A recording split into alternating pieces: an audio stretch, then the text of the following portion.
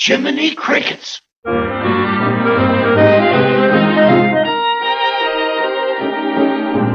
Jiminy Cricket is the name. I'm a happy-go-lucky fellow, always getting in wrong for singing my song. A merry old soul am I. Jiminy Cricket is the name. I'll be hanging around this evening. I'll be tipping my hat and telling you that Jiminy Cricket is the name.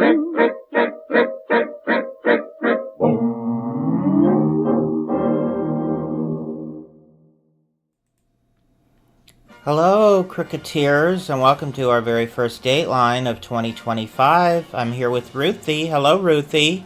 Hello, Chris. Hello, Cricketeers. And on this episode, we're going to do a extensive review of 2024. And we're going to talk about movies, streaming, theme parks, and all sorts of other things that happened this past year with the Walt Disney Company. So, Ruthie, are you ready to get started? Let's go.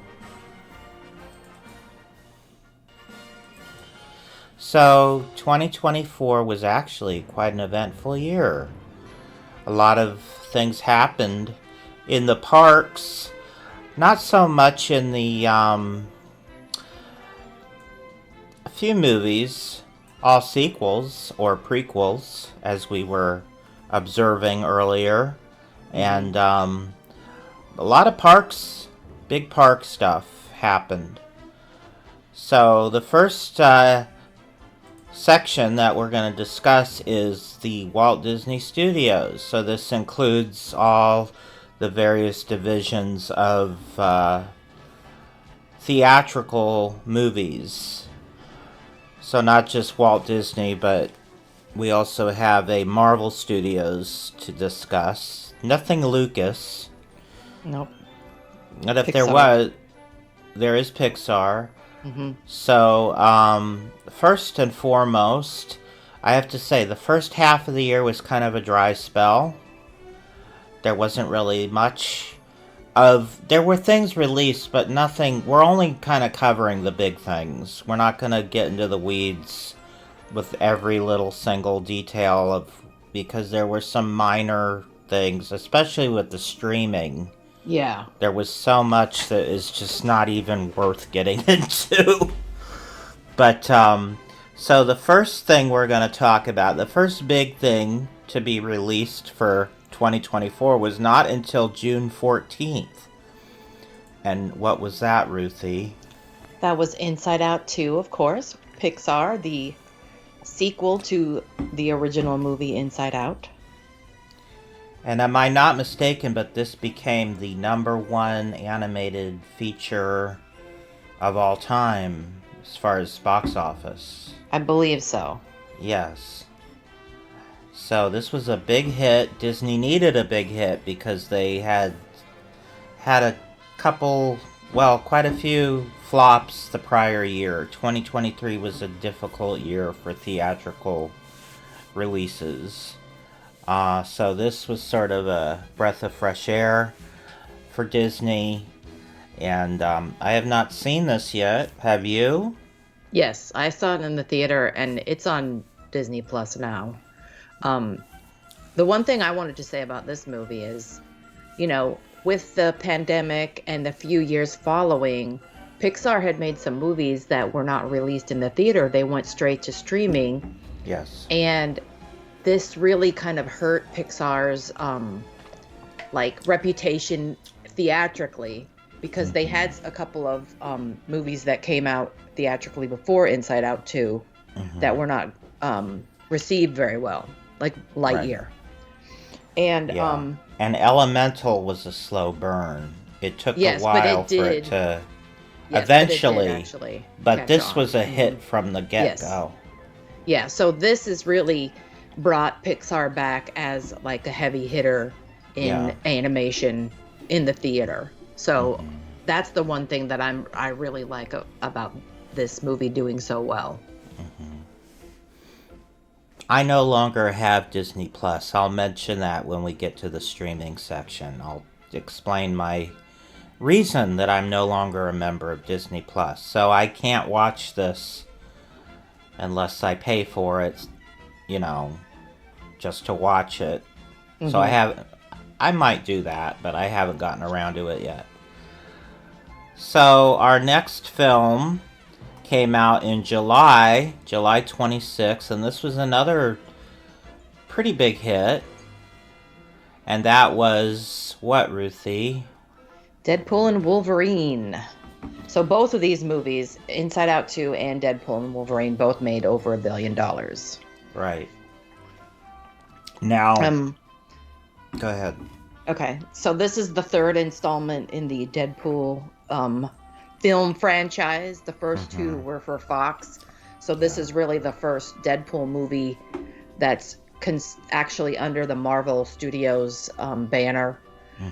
Even though they have embraced the previous two. But this was a huge hit. Everybody, I mean, this is also an ongoing joke with the Deadpool movies is Deadpool and Wolverine. He really jokes on Wolverine the whole time, in his other movies as well. So, so then this actual movie coming out was really monumental.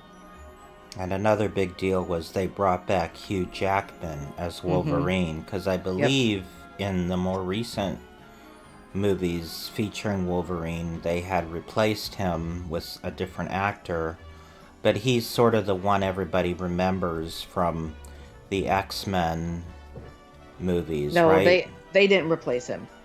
They didn't replace him? No. They stopped making them with him in it.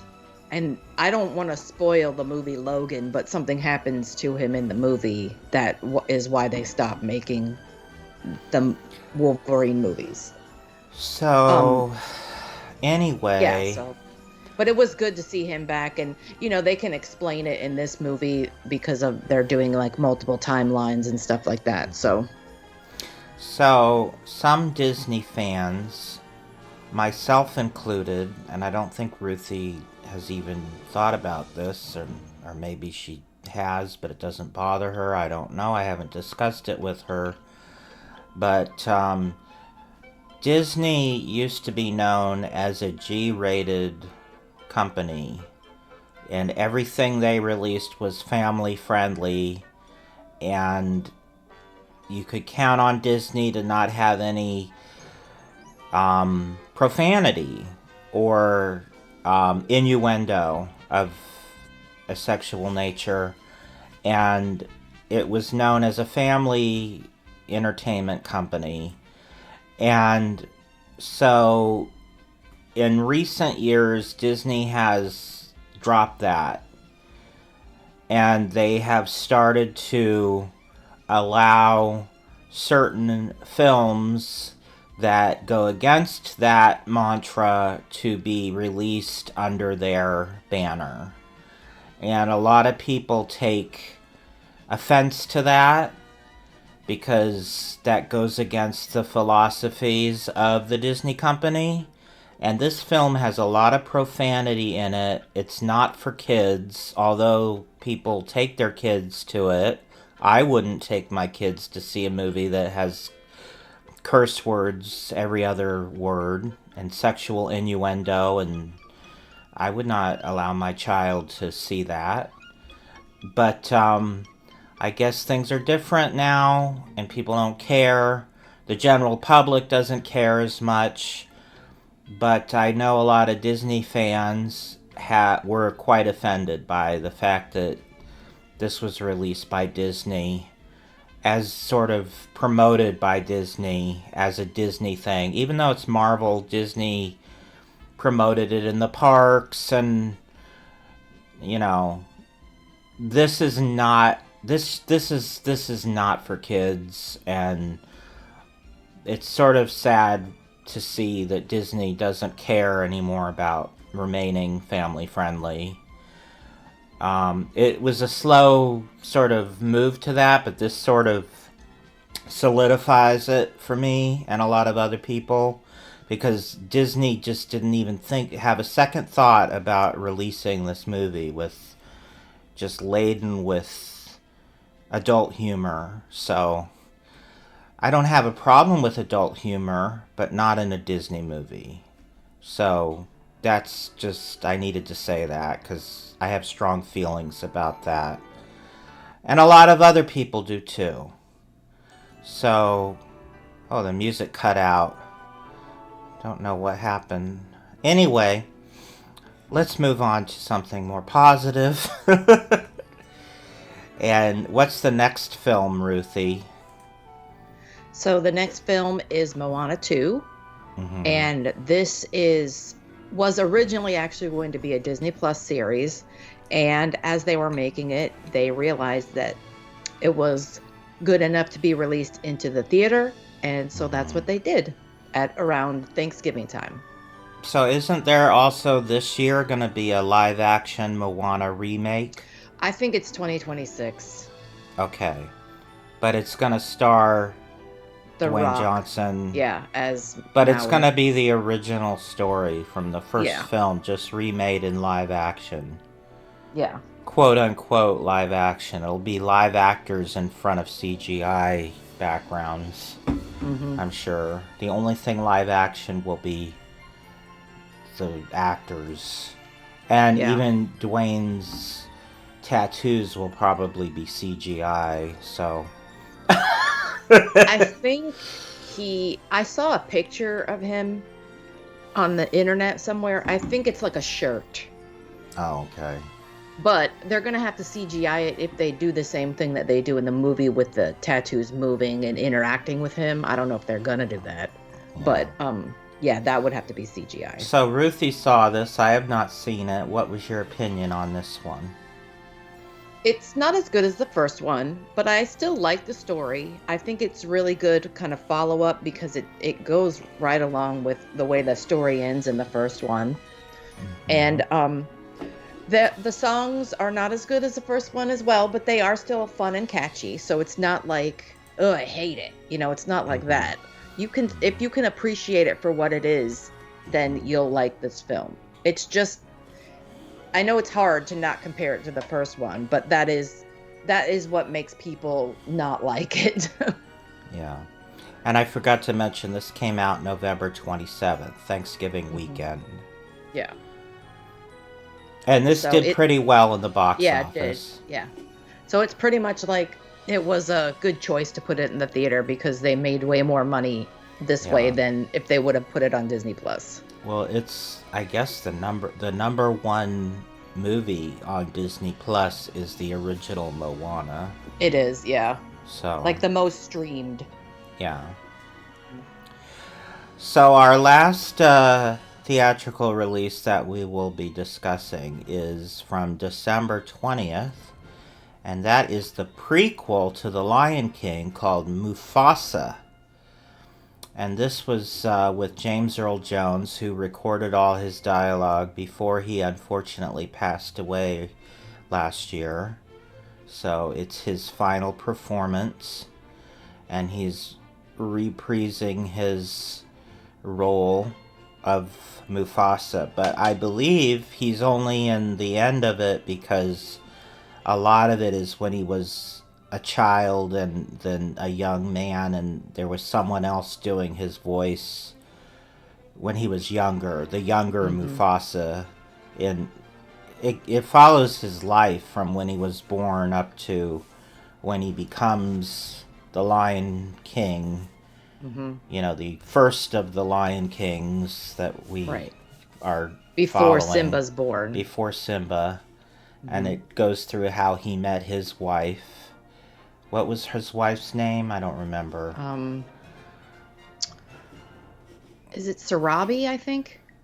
And it hits a lot of the same beats of The Lion King. It just sort of does it through Mufasa. As far as I understand, I haven't seen it.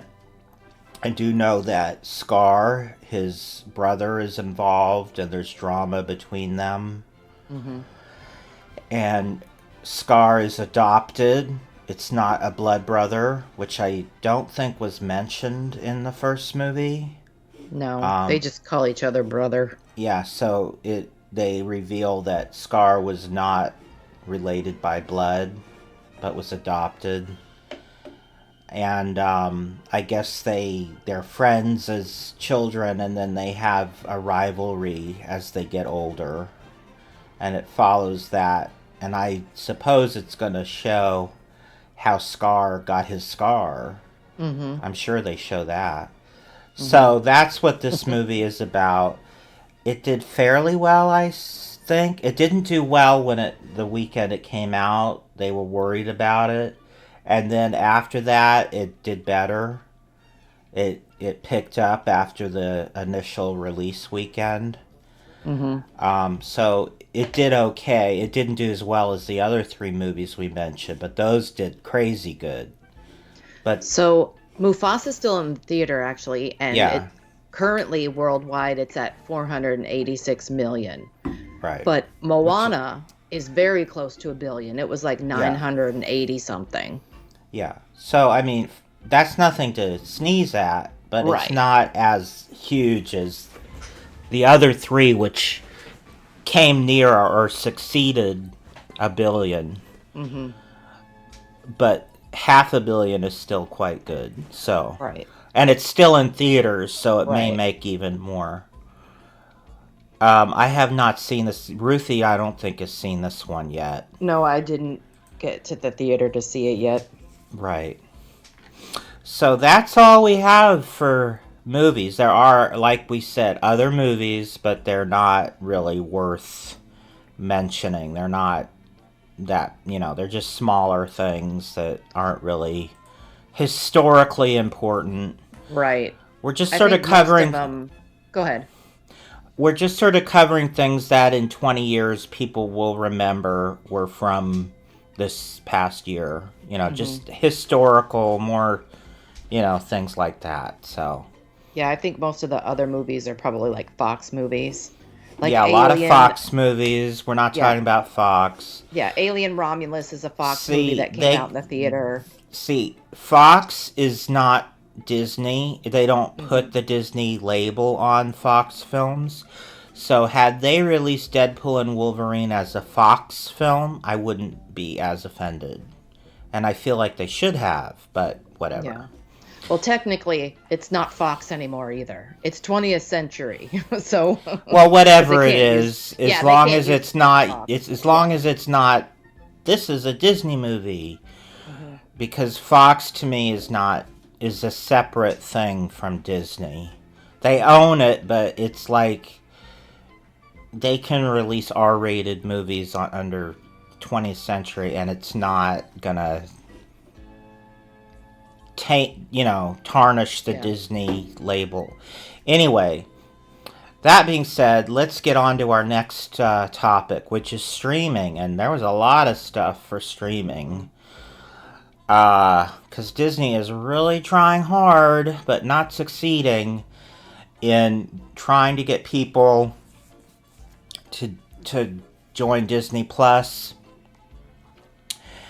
And another thing is that they've sort of partnered with Hulu. I guess they own Hulu now. Well, most of Hulu owned a stake in Hulu. But now they own it outright. Yes. So now that's one thing that happened this year is now there is like a tile of Hulu if you subscribe to Hulu. It's also on Disney Plus, so all you have to do is go to Disney Plus and you can access all the Hulu and also the sports. Yeah, ESPN Plus. ESPN, they're all Disney. Yeah. So we're just going to talk about stuff that is on Disney Plus for the most part. There might be an exception. I don't think so, but... Yeah, I don't think so either. But, like I said, I stopped subscribing to Disney Plus. And the reason is there's nothing on there for me. There's nothing I'm interested in. It's all for millennials or preschoolers and nothing in between. All of the legacy content that they have, I already have on my hard drive, There's nothing on there that I don't own. And so it's a waste of my money to be a subscriber.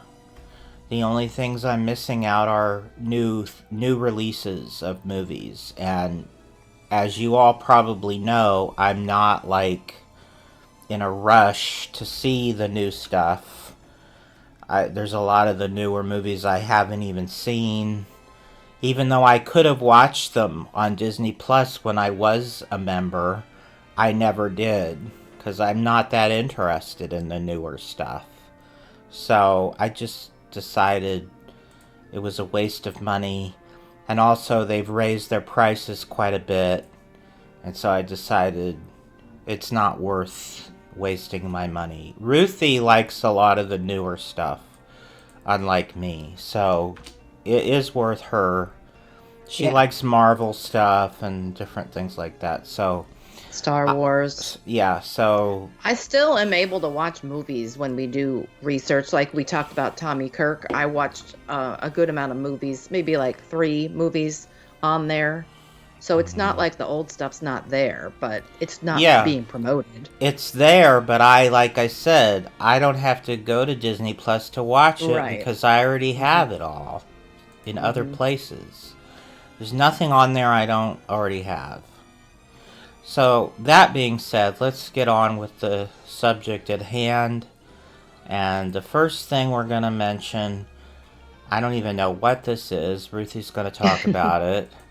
Is a Waju, which... No, Echo. This is Echo. Yeah. Echo premiered on January 9th. Yes. What is so this? This was a series. This is a Marvel series about a character named Echo. And this character was introduced in the Hawkeye series that came out a few years ago, and everybody loved this character. So they created a kind of like a spin-off for her, and she is deaf, and so it kind of lets you in on a little bit of like deaf culture. Not so much because again, it's still Marvel. But and then it has some of the the characters that you have seen in other Marvel things as well. So this was a little bit disappointing because this is I think the first time that Disney Plus has done this, but they released the whole entire series at once, which is like a Netflix thing. That's not how Disney Plus usually works. So when they did that, people were like, "Uh-oh, this must not be really good." I thought it was good, but I mean, it's not top tier Marvel. So. Okay, so next, on February 28th, there was an animated series called Awaju. And I don't know anything about this, and neither does Ruthie. Well, I looked it up. It's an animated science fiction miniseries. Okay. And it's produced with Walt Disney and the Pan-African British-based entertainment company. So it's kind of like, I think it's set in Africa. I'm not exactly sure what country in Africa. But I mean, I think it looks cool. I didn't watch it because it also does look for younger kids as well. Their eyes creep me out. Especially the girl. She looks like a Rose Bowl float. Creepy. Anyway, yeah, I don't have any reason that I would want to watch this. Again, it's not keeping me on Disney Plus. So, the next big deal was Taylor Swift's big concert that kept selling out everywhere. Disney streamed it on March 14th. Well, actually, this is the movie that was made from her her tour. And this actually came out in the theater. So this is like the streaming availability here on Disney Plus. Oh, I thought that was a bigger deal than it was. I thought you could only see it if you had Disney Plus. Well, now you can. It was in the theater for a little bit, made a ton of money. Okay. Well, that's different. I don't care about this woman. I know a lot of people love Taylor Swift, and it's a whole almost cult-like following that she has. Mm-hmm. I don't care for this kind of music. I'm not into pop music, especially contemporary pop music in any sense of the word. I actually hate it. It's not that I don't like it, I hate it. I viscerally can't stand it. So I have absolutely no desire to watch this because it would make me vomit. But I guess my thought about it was, well, because she has such a huge following, this would be a good way for Disney to get people to follow Disney Plus. But now Ruthie's telling me this was first released in the theater. I thought this was a Disney Plus exclusive. Well, it is. It not like No. it wasn't made for Disney Plus, but it Yeah, is. but I mean, that's- and it is a way to get people to sign up for Disney Plus if you want to watch Well, this. it doesn't have the same impact if it wasn't a original Disney Plus premiere, is my point. Which is what I thought it was. I thought the only way that you could ever see this is if you belong to Disney Plus, and apparently not. So strike that. It's not as big of a deal as I originally thought. So moving on, there's an animated series, which I never heard of, but Ruthie told me I needed to include it. She mostly told me what I needed to include in this section because I really don't know anything. This was premiered on March 20th, and it was the first season of X-Men 97, which is an animated series that I guess is sort of like going back to the 90s version of the X-Men. Yeah, it picks up where that 90s cartoon series left off. And it was originally a non-Disney. No, not this. This is new. No, It just- but the original was non-Disney, and they're Correct. this is basically a sequel to something Marvel Yeah. produced. Yeah, kind of. Yeah. Okay. But this is new. This was made exclusively for Disney Plus. Okay. I think there's like 8 episodes, and I haven't watched this just because I wasn't a big fan of the 90s X-Men cartoon series. Maybe I will eventually get to it, but this was very popular. So Next, Disney has been producing various documentaries about things that have nothing to do with Disney to try to get people interested in their product. It's not working, but this was one of those type projects, I believe. And this was a Beatles documentary that included the making of the song Let It Be with a bunch of footage that had never been publicly made available of them producing the song. It was called The Beatles' Let It Be. And correct me if I'm wrong about my description, Ruthie, but I believe I remember that's what it was. And this came out on May 8th. Is that correct, what I just said about it? I think what you're thinking of is the Get Back documentary that they put out a few years ago about the Beatles. Yeah. Which was based off of, this whole album, Let It Be album, which was their final album that the Beatles made. This is a documentary, again, similar to that, a making of the final album. But this was the one, I guess this is the old one that they actually produced in 1970, and now they have it on Disney Plus for streaming, because it wasn't available previously. So this was actually not even produced by Disney. They produced it in the 70s, and it never was released, and now Disney's releasing it. Yeah. Okay. So even their, sorry if I sound so negative, but I just have to say, even their documentaries are now getting sequels.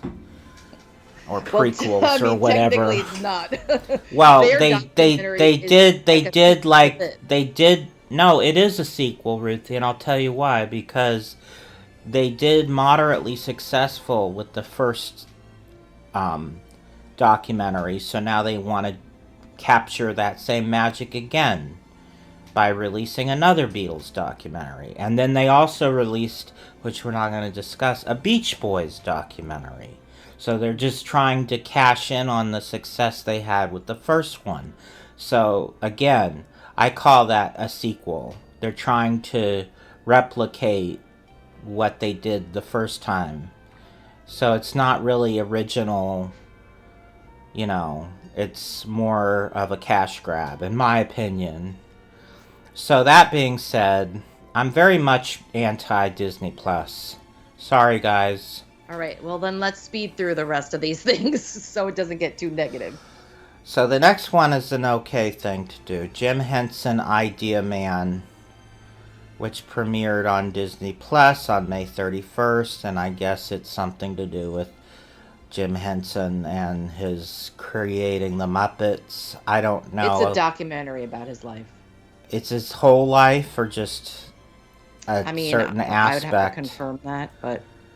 I know it's about his life, but I don't know if it's specifically about the Muppets, or if it's about, like, everything he's ever done, or, Anyway, this I don't have a problem with. This is Disney-type content. They own the Muppets now. I wish they would do more Muppet stuff. So this I would be interested to see, but not interested enough to subscribe to Disney Plus in order to see it. But if I was in the mood, I would watch this. Mm-hmm. So it says here it chronicles his early years of his career to the creation of properties like The Muppets, Sesame Street, and The Dark Crystal, and also focuses on his creative and romantic partnership with his wife. So that's the time period that it focuses on. So this next series I know absolutely nothing about, so Ruthie's going to talk about it. It's The Acolyte from June 4th. Yeah, The Acolyte. This is the first Star Wars series that came out in 2024. This is an original thing made for Disney Plus by Lucasfilm, and it's live action, by the way. This is just a illustration. It's not. Mm-hmm. It's not animated. Correct. And this was mixed reviews. I mean, you want to talk about Star Wars, pretty much everything that comes out is mixed reviews. But this was kind of, I guess, mixed to low reviews. Mm-hmm. People didn't really like this as much. I watched it. I thought it was fine, but it definitely isn't some of the top tier Star Wars. Okay. Next was a Disney Junior series that premiered on Disney Plus called Mermaid Tales. Ariel Mermaid Tales, or specifically Disney Junior's Ariel Mermaid Tales. And this is a CGI animated series that I guess chronicles the live action Ariel's childhood. Mm-hmm. Live action because she's of color. So it's not the original Ariel, it's the Ariel from the film, the live action film. Mm-hmm. And it's her childhood. And I guess Flounder is like the oldest living fish of all time because he looks exactly the same age here as he does in the movie. And Flounder is the animated version of Flounder, which is kind of confusing. I mean, pick a lane, guys. Anyway, I have no idea. It's just gonna be children's stories, like Dora the Explorer type stuff. And then I believe it was listed twice. I think they changed the name of the series about 3 or 4 weeks later to just Mermaid Tales. They took away the Disney Junior's Ariel Mermaid Tales, and now it's just known as Mermaid Tales, but I believe it's the same exact series. At first, I thought it might be something different, but no, it's the same thing because all the images online are of the same characters, and it's all the CGI stuff. CGI animation. And it's for, preschool kids. That's fine. I have nothing bad to say about that. I'm not the audience. And the next one, Ruthie said, "You haven't heard of this?" No, I never have heard of this. And I guess it's a big cultural thing right now. But I have not. This is the first time I've ever heard of it, seen it. And I really don't know anything about it. So this was mini-sode, so I guess like 3-minute little cartoons that they just kind of released, like the Mickey shorts, but with these characters, which I don't know anything about. So Ruthie's going to take me through the lore of Bluey. Okay. Yes, this is Bluey. Bluey is not only popular with kids, also adults, because of the topics that they explore in different episodes. But Bluey was not originally produced by Disney, but Disney has the rights. But these mini-sodes are new and for Disney Plus, and they actually released multiple mini-sodes throughout the year. And Disney Plus is the home of Bluey if you want to stream Bluey. So this is a huge draw for kids because kids love Bluey. What is it? It's just, well, they all have Australian accents, so I believe they're from Australia. And it's just a family of dogs and, a son and a daughter, and just they have different things that happen to them. It's not, it's nothing. It's like normal things that happen to them. But kids love it. Kids love Bluey. So this is like one of the things that if you have kids, you don't mind putting on because it doesn't annoy an adult to watch this as well. Okay. So what we've gathered is Bluey is not annoying. No. And so that's why you want to watch it. Okay, got it. Yes. So the next thing was from October 30th. I did hear about this. This was a big deal. Was a new series, mini-series, that was a follow-up to WandaVision, featuring the villain from WandaVision as now the protagonist, Agatha All Along. And it was about her and her coven of witches going around being witchy with each other. I don't know. I didn't watch it. Ruthie watched it. What was it about? They have a mission to and they want to walk the witch's road, so she has to put together a coven so that she can do that.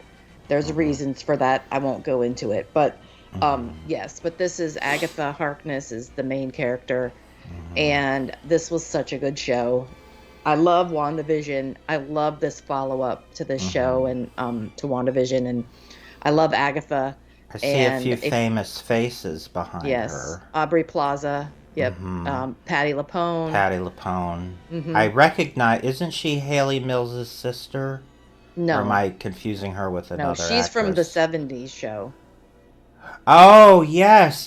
Now I recognize her. Yeah. I was picturing someone else. She looked, in this picture, not normally, but just for some reason, the way she looks in this picture, she played the mother. The actual actress played the mother on that 70s show. But I was, for some reason, seeing Haley Mills' sister, because, I don't know. If you know what Haley Mills' sister looks like, who also does some acting, then you'd know why I thought that. Anyway. I don't recognize the other three. Yeah. So, this was a really good show. If you like Marvel, you like WandaVision, and you haven't watched this, you should definitely watch this. Okay. And it came out around Halloween, so it's like a perfect timing. Yeah, the day before Halloween, as did our next topic. This was a reboot of the Wizards of Waverly Place called Wizards Beyond Waverly Place, which featured the brother and sister from the original series, which is a big deal because the sister is very famous now. I can't remember her name. Selena Gomez. Selena Gomez has sort of become a pop star on her own after she left Disney. So I'm actually a little surprised they got her to do this.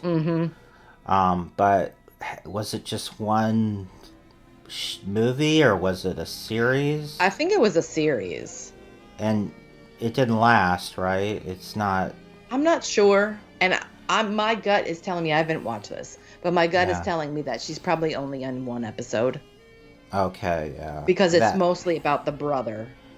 It would have to be because she's too big for this. Yeah, yep. To reboot a Disney Channel sitcom, you know, from the 2000s. That I never watched because I was not watching Disney Channel at that point. It wasn't for me anymore. So our next is another documentary about music. Wow. Disney Plus, you're really pushing Chris, the boundaries. the music person, is saying wow to music? Yeah, wow. This is just Disney trying to throw everything at the wall and see what sticks. It's not original, it's not innovative, it's just a documentary that any studio could produce. It's not something that is special for Disney. Disney produces it because they have the access to John Williams, because they own Lucasfilms. Not because they can do something special that only Disney can do. So, I mean, that used to be the case with Disney productions. It was special because it was Disney, but now it's just like, this could be on HBO. I mean, it's not anything special for Disney. But that being said, I don't have a problem with John Williams. I love John Williams. I'm just disappointed that this is where Disney is choosing to channel its energies in producing things like this. Anyway, go ahead. What do you have to say about this? Did you see this? I haven't watched it yet, but I want to. I love John Williams. Also, Disney has the rights to the music. Exactly. Predominantly the music that he the music created. That they had nothing to do with creating. They just wrote a check and now they own it. So... All right, let's get through the rest of this stuff because it's just getting too negative here. All right, so after John Williams, what do we have here? This is Mickey and Minnie's Christmas Carols. I believe last year, maybe the year before, they did this same sort of thing. It's supposed to like harken back to the Rankin Bass stop motion, you know, Christmas specials. But it has Disney characters in it. And they did this once before, so this is a new one they just released this year. And I don't think it's actual stop motion. I think it's computer, but it's made to look like it's Rankin Bass type stop motion. And it's just, you know, the Disney characters doing Christmas stuff. I haven't seen it. I saw the original and I liked it. These are just like almost like little music videos. It's just a Christmas carol of them singing and something happens. It's 3-minute shorts with songs. Oh, so it's a series of shorts. Yeah. There's about 5 episodes. So the original was like a 30-minute special with a story. It did have music too. But I think it was last year or the year before maybe. So I guess they just brought back they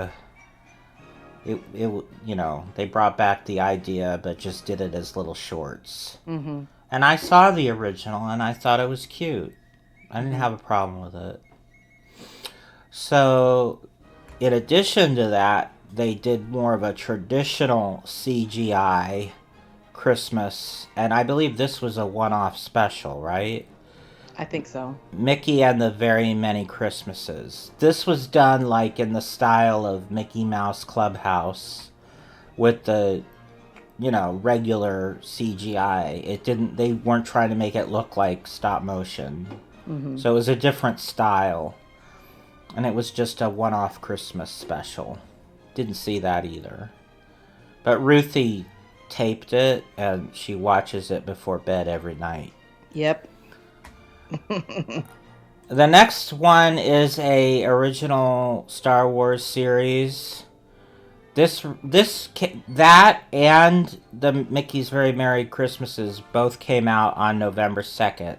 And December 2nd. December 2nd. And this series, the first episode aired on December 2nd. And it was called Star Wars Skeleton Crew. And it stars the cast of Star Wars and Captain EO, as you can see. No, I'm just kidding. Yeah. That elephant looks kind of like the character from Captain EO to me. Yeah, similar. But Ruthie, have you seen this one? Yes. So this series is not complete. Next week it's is still the airing. Finale. Yeah. Okay. So, and there's 8 episodes. And have you enjoyed this one?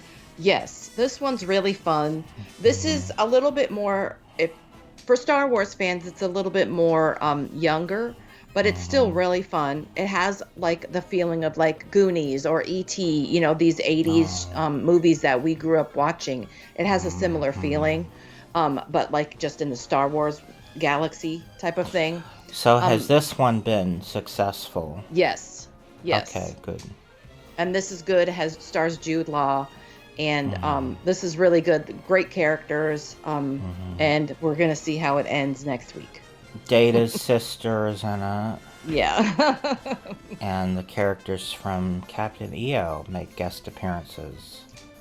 Not really, but yeah. And then the girl from Tomorrowland is in it. Mm-hmm. No, I'm just kidding. She looks kind of like that character. Anyway, next and finally for this topic is a series based on Inside Out's characters, where this I think is a clever idea, where they it's called Dream Productions. So they're involved in producing the dreams as if it's making Hollywood movies, but it's actually the person they live inside's dreams. Riley.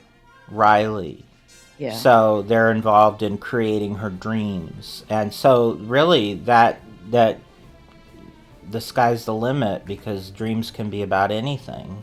Mm-hmm. So this premiered on December 11th, and I'm sure they're still releasing new episodes because it's been a month only since. No, they dropped them all at the same time. There's only 5 episodes. Oh, really? Yeah. So do you think they'll make more, or this is it? They're probably expensive. I don't know. This takes place in between the first and the second movie, so you're not going to see any of the new feelings from the second movie in this. Right. But I don't know if they're going to make more. I haven't actually heard many people talking about this, but I wanted to watch it. I just haven't got around. I think it's the same quality of animation as in the theatrical releases, so it's probably expensive to make them. So maybe they won't do more than 5. Mm-hmm. Of course, once they have all the data put into the computer, it's not as expensive to make them move around, in different ways. But they have to pay for the voice cast, and they have to. It's still expensive. It's not as expensive, but it's still very expensive. So. And they are creating new stuff here too that wasn't originally created. All the backgrounds would be new. Yeah. New characters, stuff like that. They're adding characters to. Not emotions, but No, the characters that star in the dreams. Yeah. Mm-hmm. So that's it for Disney Plus, and now we're going to move on to our third area, which is Disney Parks. And they call it Bella Notte. So quite a bit actually happened with Disney parks this past year. And we're going to start off with, a whimper, but still a good whimper. Something I'm happy they decided to do. But not as big as, when I say whimper, I mean not as big as things that would come later in the year. And that is they rethemed the Paradise Pier Hotel, which is next to the Disneyland Hotel on Disneyland Drive. It's near DCA. They rethemed it to the Pixar Place Hotel. And that reopened as the Pixar Place Hotel on January 30th. And so they took the original hotel and rethemed everything. As you can see from this picture, the lobby has the Pixar ball and light fixture, icon.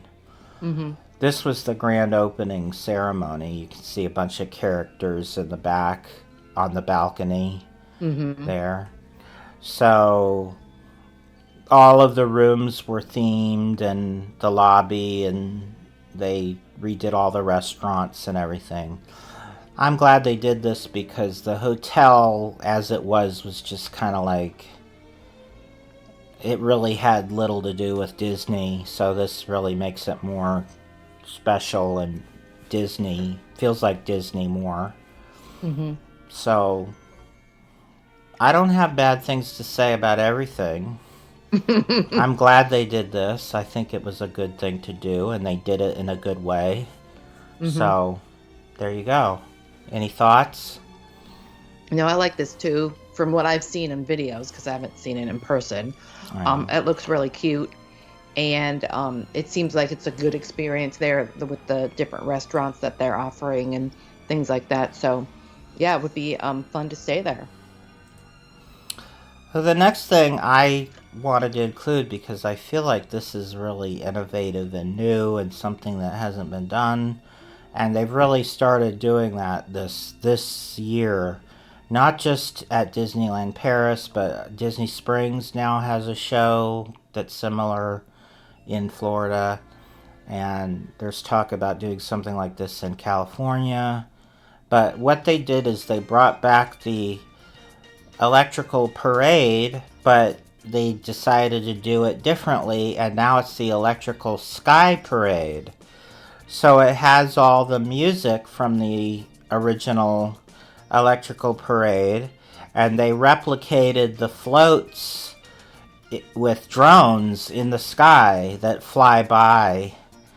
This is one of the scenes with the pirate ship from Peter Pan, and they have the castle. They project, images on the front of the castle. You can see Peter Pan there, and so they just it's a new way to present the electrical parade, and it's kind of a big deal.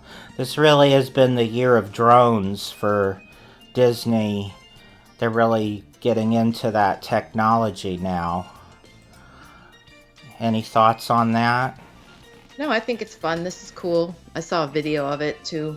And they actually do have like a little small world sequence in there, so of course I love that.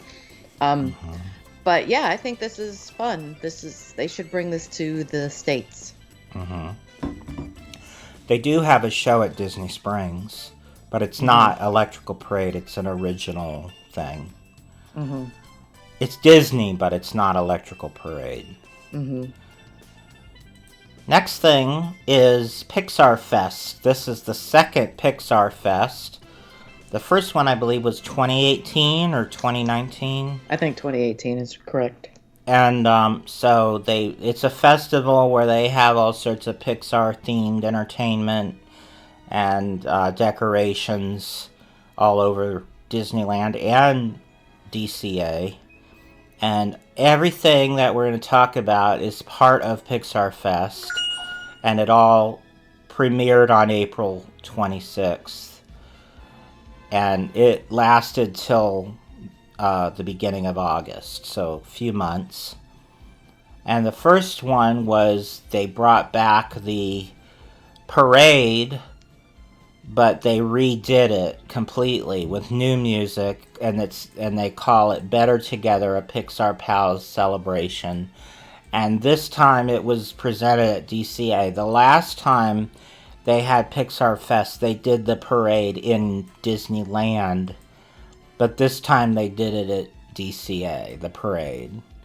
And it had elements from the original parade, but they added stuff and changed the music. So basically, pretty much a new parade. Then Club Pixar was like, remember when they did like the Tron thing? And then they did the Alice in Wonderland thing. It was like a nighttime dance thing for families. I say families because it wasn't like for teenagers. It was more for kids. But they just played music at the stage, and you could dance with the Pixar characters and whatnot. And then at Disneyland, they had a new party that was presented at the Fantasyland Theater. And this was more of a show, but they encouraged youngsters to stand in the front of the theater, next to the stage, and dance during the show.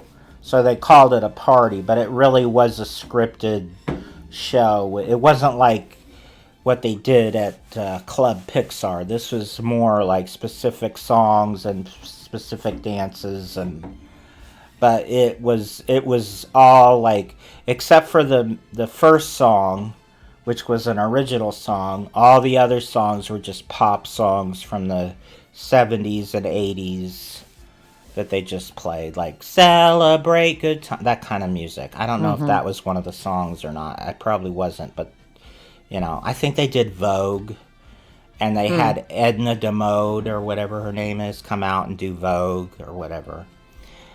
But then they had the fireworks show called Together Forever. This was something they already had done in the original Pixar Fest. They brought it back, same show as the original, which was a fireworks show where they projected things on the castle and stuff like that. So that was Pixar Fest. Any thoughts? This is fun. I like that they brought it back, and I think they really did a good job of promoting this one better than the last one. And I like the different events that they do, especially like it's fun for the summer. So I think, they should do this. I don't know if they should do this every year, but I'm glad that they brought it back. All right. Coming up next is the biggest event of the entire year. The Smell-a-Fence. Ruthie had never even heard of this. I had to tell her what this was. So, what's the company that makes air fresheners? Glade. Glade. They are sponsoring this. So they put a bunch of elephant statues all around the circus area at the Magic Kingdom in Florida, in the Dumbo Circus area. And they look like the elephants from Pink Elephants on Parade, but they're called the Smell-a-Fence on Parade, and they emit odors. So you can see there's one that looks like a hot dog, so it emits hot dog smells. Yikes. And then the one next to it, is it popcorn? Teddy bears? That looks like popcorn. Oh, it is popcorn. So popcorn smells. Then this one looks like snow and rainbows. I don't know what that would be. I don't know. And then this other one, I'm not sure what this is either. But honey? Anyway, maybe. But they emit different smells. And originally I was thinking it comes out of their trunks, but you can see it comes out of the little podium they're standing on, because it has like slats in the where the smells come out. So that's the Smell-a-Fence, and that's debuted on May 5th at Magic Kingdom. More of a advertising thing than anything else. I mean, Mm-hmm. seems bizarre. So, what happened next, Ruthie? So on May 24th, Fantasmic returned in Frontierland and New Orleans Square at Disneyland. Mm-hmm. And it was gone because of the situation with the dragon, the fire. Mm-hmm. And so they closed it. And what for they over decided a year, wasn't it for like more than a year it was Yeah. closed? Mm-hmm. Yeah. But part of it is what they decided to do was, so there's a scene in Fantasmic with the boat. What's that boat? Columbia. Yeah, the Columbia. And they used to, well, originally it was a Peter Pan scene. Then they switched it to the Pirates of the Caribbean, but they switched it back to Peter Pan because everybody loved the Peter Pan segment more. Yes. And then they brought back a dragon type thing, but it's not nearly as good. It's what they originally used. It's just a Mm-hmm. crane with a dragon's head on it. Yeah, and like a curtain or something. Yeah, covering to cover the necks. Yeah. Mm-hmm. So they have talked that they do plan to still bring back the dragon, but who knows? Right. I haven't heard anything recently about them doing it. So maybe they will, maybe they won't bring back the dragon. We'll see. Yeah, I don't know. So the following day, but all the way over in Paris, they had a brand new show that debuted at the Walt Disney Studios Park over there, based on Alice in Wonderland. And it was called Alice and the Queen of Hearts Back to Wonderland. But this was more of a modern take on it. It wasn't trying to recreate the 50s version. Although it had elements from the 50s. It took some inspiration from the cartoon, but mostly it was a modern, like, contemporary version of Alice in Wonderland. I think more closely related to the Mad Tea Party thing they had at DCA back in the day. And it had all like contemporary music. It had like little snippets of music from the movie, but mostly all contemporary music. And they had like bikes, like doing stunts. You can see in the picture here on each side there's like a ramp. Oh, okay. Mm-hmm. And there's bicyclists in the front. They were doing like stunts and things, so it was like the X Games meets Wonderland. Very strange. All original music. They even released a CD of the music. They never do that for shows in the States. Release the music for some reason. Only the overseas parks get that treatment. I guess people in Europe and in Asia are more interested in that kind of music than in the States. I don't know. Anyway, I just thought it was worth mentioning because it did look like something very colorful and wasn't just some show they threw together. They actually looked like they put a lot of production into this. I don't think it's still running though. Yeah, it says here it closed on September 29th. So they really spent a lot of money on this and then they didn't really keep it going. Maybe it wasn't very popular. I don't know. Anyway, the next thing really is one of the biggest things to happen this past year. And I'm not kidding about this. And that was what, Ruthie? Fantasy Springs opened at Tokyo Disney Sea. Right. So this had 3 themed areas. We're looking at one of those areas. This is the Neverland area. So this was not like how they have tried to recreate Peter Pan in the parks in the past. This is actually, you're on the island itself. As you can see from the picture, how the mountains look in the background. It looks like Neverland.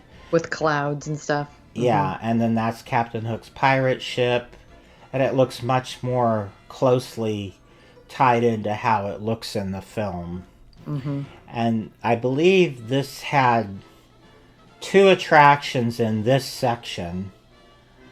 One is like a little Tinkerbell thing that is similar to how the Bugs Land train with the Heimlich. It's kind of that same idea, but now it's Tinkerbell. And then they have like a Neverland thing where it's a lot of screens and stuff. It does have some movement and some actual like 3D. Yeah, it's 80% screen. It does have some stuff. It kind of reminds me of the Pirates of the Caribbean in Shanghai, but less, much less than that. Yeah, because you're not floating in water. Right. So the other 2 areas, they have a frozen area, and they pretty much replicated the frozen area in Hong Kong. Is it Hong Kong or Shanghai? Yes, Hong Kong. But the one in Hong Kong has a coaster, like a kid coaster, a family-friendly coaster. They didn't put that here, just the dark ride. Everything else is almost identical, except there's no coaster. Coaster seems very similar to Seven Dwarfs Mine Train. Yes. And then they have a Tangled area. And that has a boat ride. And you go through the floating lanterns, and that one's all practical scenery. There's no screens. It's a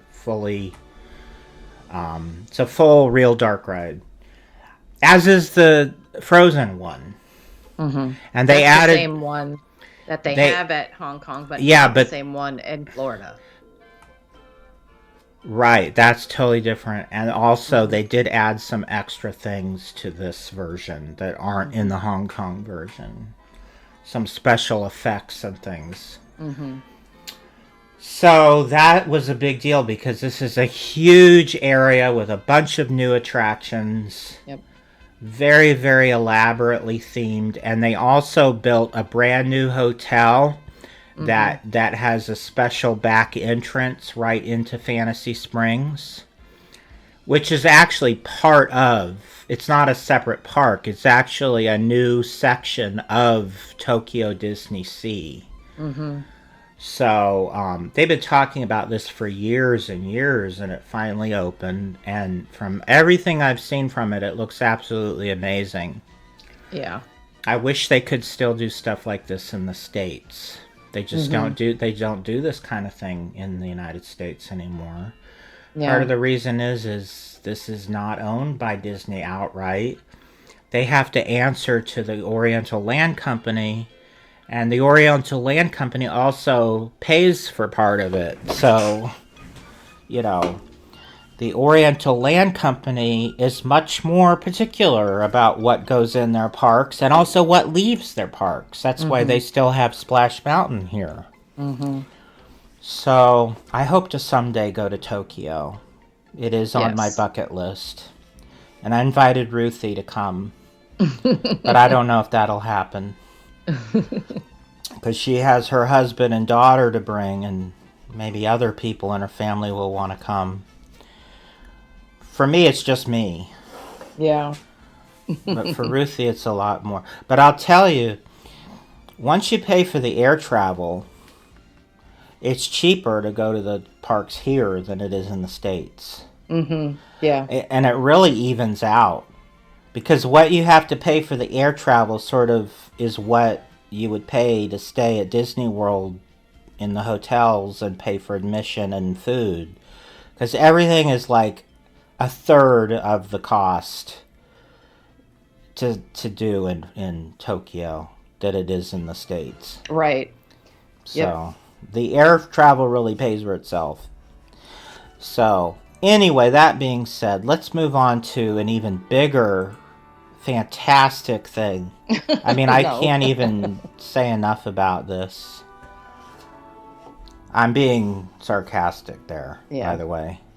So finally, after like 55 years, they finally finished um, the area in Future World that they've been talking about fixing forever. And the general consensus is that it's a downgrade, not an upgrade. And the amount of money that they spent on this is insane.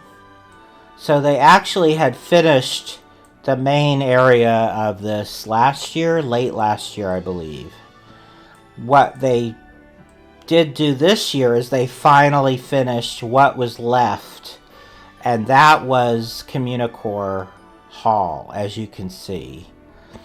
And this is what is remaining of the original Communicore buildings, and it's kind of a disappointment, to say the least. It just looks like a big open empty area with folding chairs. They're not folding chairs, but it's that same vibe as folding chairs. They're not literally folding chairs, but they look like the chairs you'd see at your local mall. In fact, the whole area looks like a local mall when you go inside. There's very little decoration. It looks like a food court without any food.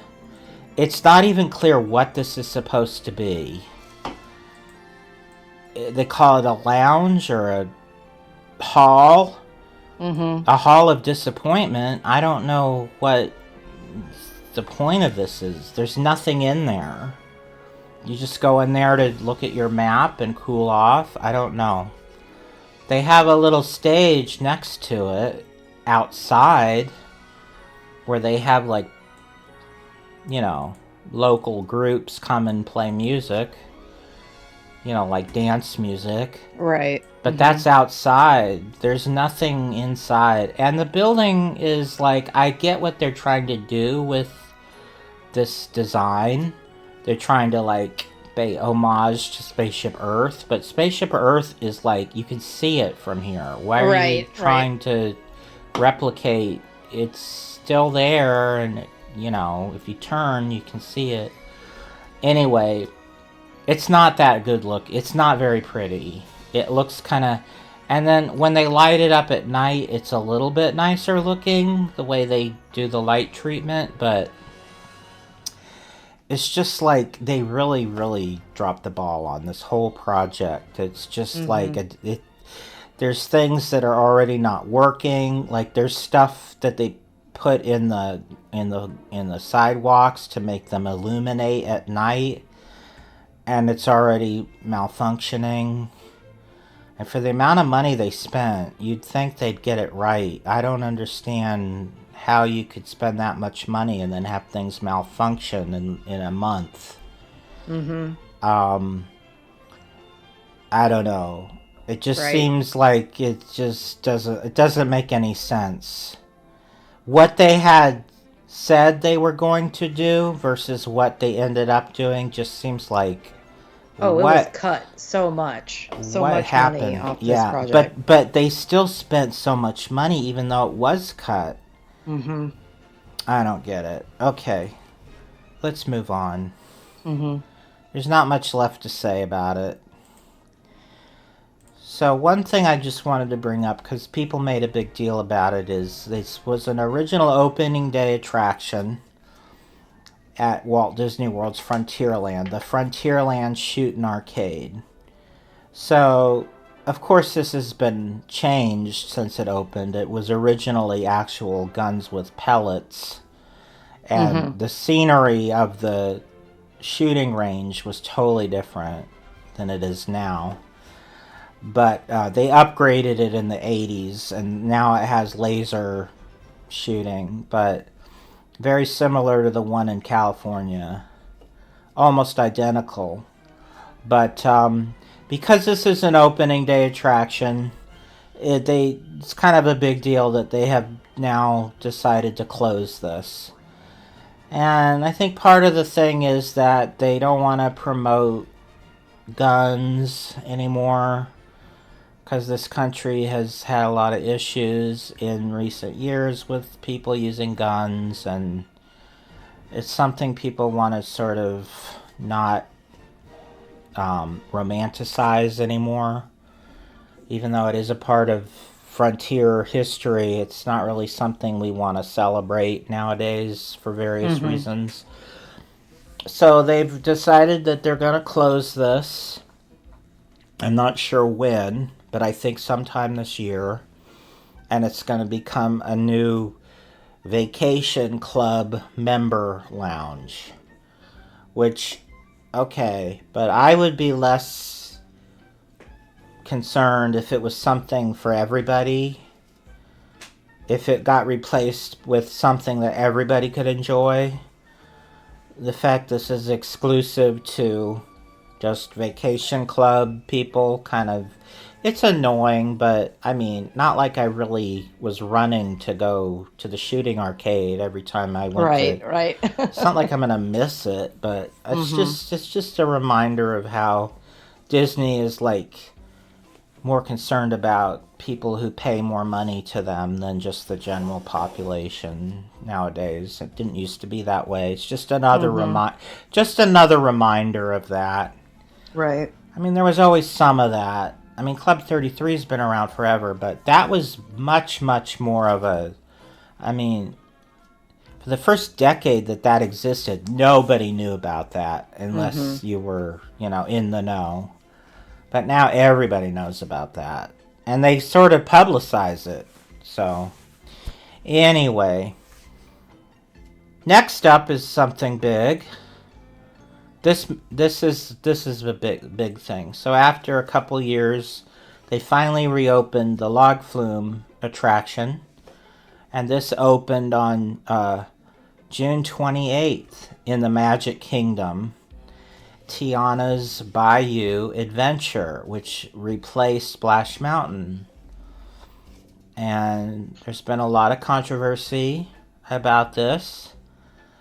But, and I have my opinions, and I feel like they did a lot of good things with this, and they did some things that are a little disappointing.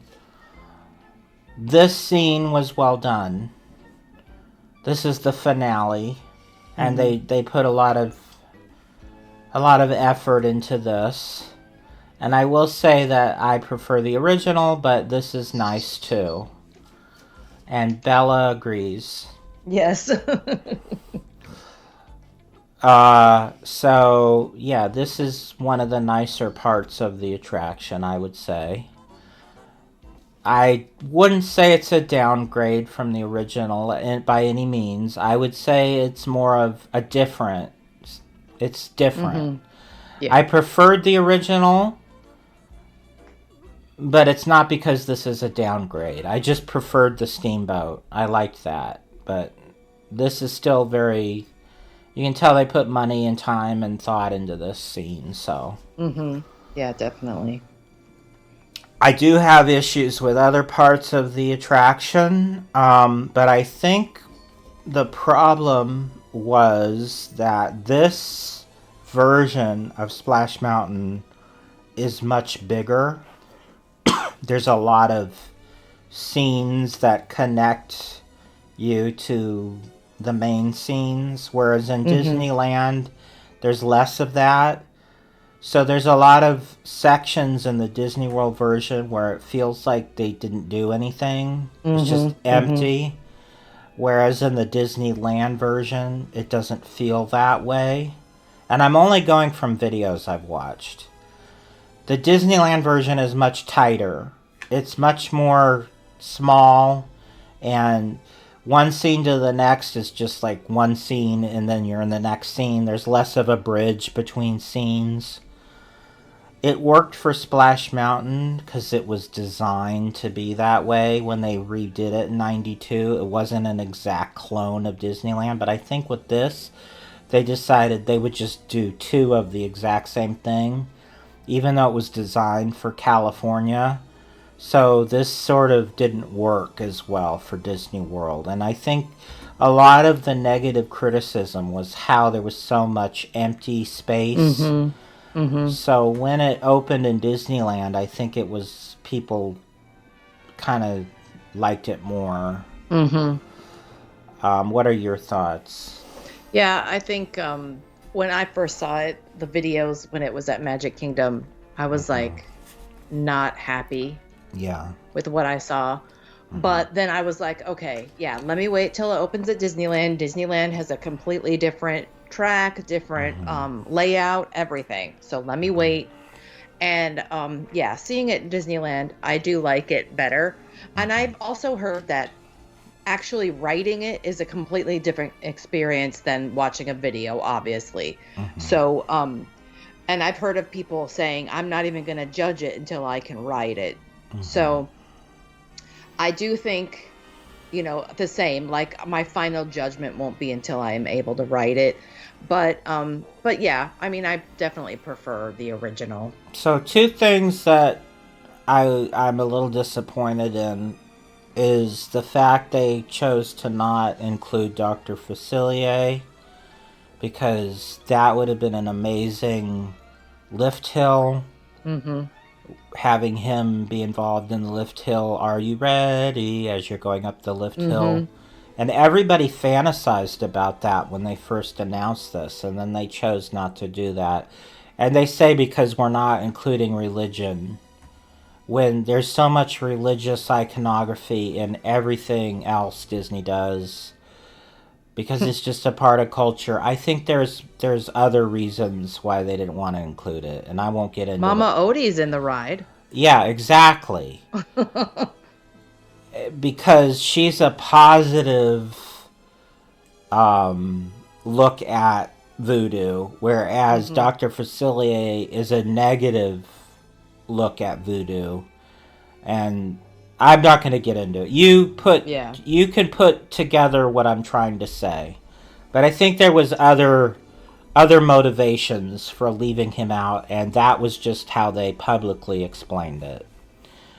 That being said, he's a beloved villain, and I think they should have left him in, and nobody cares about what the reasons Disney decided not to include him. Nobody has ever cared about that. And anyway, it would have been a much more magical experience, because the lift hill is a big disappointment, I feel. And also, the scene that used to be the laughing place is weird. Yeah. And doesn't make any like sense. you're shrunk down. Yeah, and it's like, I know that, you know that, because it was explained to us. I think if you were riding the ride, you would know what the heck was happening. You would understand that you were shrunk. It's not made that clear. It's just bizarre. And then the big screen of Tiana and Louis looking at you, like they're full size. Yes. And it's just a cartoon of them. That's strange and weird and almost off-putting. So those are the two things. The rest of it I think is cute and well done. But those two scenes are like, ooh, what's happening here? This is weird. But anyway, I will say it's a downgrade from Splash Mountain. I have to say that. It's definitely a downgrade. But it's still a good attraction for what it is. So, is that all we need to say? We can talk about it more when we get to the Disneyland. I think not right now. Maybe when we do get to the Disneyland, but okay. So next, on July 17th, they had closed Country Bear for a short time, and they reopened it with a brand new show. And now it's called Country Bear Musical Jamboree. And what this new version is, all the original characters, but now they are all performing Disney songs instead of actual country songs. But they're performing the Disney songs in like country style. So they sort of freshened everything up and put new costumes on all the characters, and the Liver Lips has no longer is being called Liver Lips because I guess that's offensive. So they changed his name. I don't remember what, but there was a little bit of a hubbub about the fact that Liver Lips has been renamed for whatever reason. But it has all the characters. The songs are really short. It just seems very short, and it is short. They have this thing now where they have to have everything be short because people don't have attention spans anymore. And some of the songs they chose are like, okay. But, I mean, it's still cute. It's still the Country Bears. I appreciate it. I'm glad they didn't get rid of it entirely. And I'm glad that they put some time and money into it, which means it'll still be around for a long time. Because there was a lot of rumors they were going to get rid of it at one point. So I'm glad that didn't happen. Mm-hmm. And like looking at the Five Bear rugs here, they look really cool and updated, and their fur looks all nice. They redid their fur and gave them new hats and everything, and some new instruments and things. So I appreciate that. Some of the songs I like, not all of them. A lot of them seem like, okay, out of the whole Disney library, you picked that. Like, why did you pick that? But I think they're trying to cater to younger people who don't know the older songs. Mm-hmm. But, I mean, it is what it is. I prefer the original, but I'm glad that they kept the show regardless. And how do you feel about it? So I haven't really watched a video of the new version, so I don't know. I don't have like actual like opinions on the new one. But when I heard that they were going to redo it, I was fine with it. There are some. I mean, I think they have already removed the insensitive jokes from the original. Yeah, they had done that already. Yeah. It was the original show for a while, but they took out like some of the fat jokes and things like that. Yeah. But I think it's fine. I know they have Try Everything from Zootopia, and I was wondering like why did they pick that song? Yeah, but, that's a bizarre choice. Yeah. But I think it's, I would rather have them bring this more up to date than to remove it completely. So I'm fine with this. That's pretty much how I feel. We kind of agree on that. I'm not offended by it. Right. I wish it was the original, but I mean, I'm in the minority probably. Because younger people probably have no connection to the original at all. And, unless you're a big Disney fan, probably are confused by the original. Because none of the music is anything they know anything about. But you should listen to our show, our 2-part Country Bear, because then you'll know everything about all the music. Because we talk about it and play the original versions of all the songs. Anyway, moving on. The next thing is, at Disney's California Adventure, they decided to have story time with Deadpool. And this became a big, big thing. Everybody loved this. In fact, they even made him a part of the D23 event. They had a couple funny segments with him. So this is definitely the tamed down, family friendly version of Deadpool. But what I don't like about it is that this is promoting a non-family friendly property. And it's making it seem like it is for kids and for family when this is not a movie to take your kids to. And if you do, shame on you. This is full of foul language and sexual jokes, and it's not for kids. But they are making it seem like, oh yeah, this is just another Disney character. It's for kids. Yay, get a hug with Deadpool. Whatever. I guess I'm outvoted. Everyone loved this. And they even brought a Christmas version in later in the year. So, story time with Deadpool was, a popular thing. I don't think they're still doing it, are they? No, they stopped. Mm-hmm. So, do you have thoughts on that? I can see what you're saying when it comes to promoting Deadpool in the park, because I didn't get a chance to say this earlier, but the movie, nowhere in the promotion do they even mention the word Disney. It's all Marvel. Yeah. And the only way that you would know it's Disney is you would have to know that Disney owns Marvel. But this is where they do tie the Disney connection in with the IP. So, I mean, I saw a video of it. I thought it was funny. But I could understand why, your feelings about it, where it does make it look like it's dumbed down and for kids when it's not really. Yeah. So. Well, I've talked to others about this. I'm not alone in my feelings. So. Yeah.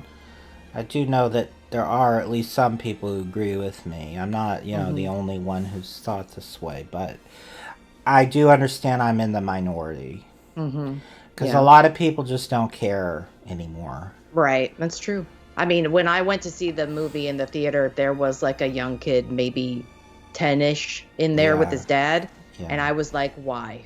Yeah.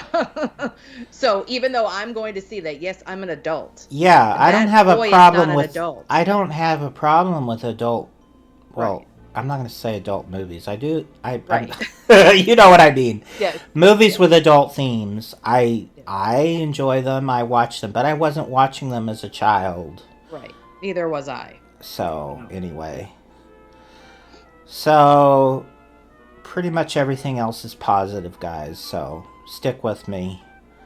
That's probably the last negative story I have to talk about today. Everything else is good. So our next event for the year is in September. Oh, you skipped one. I did? Oh, I did. No, July. July, I skipped. Well, we'll go back. Okay. Okay, so Space Mountain at Tokyo Disneyland closed because they're going to completely redo it into what you're looking at now. It's still going to be Space Mountain, but it's going to be a brand new, updated Space Mountain.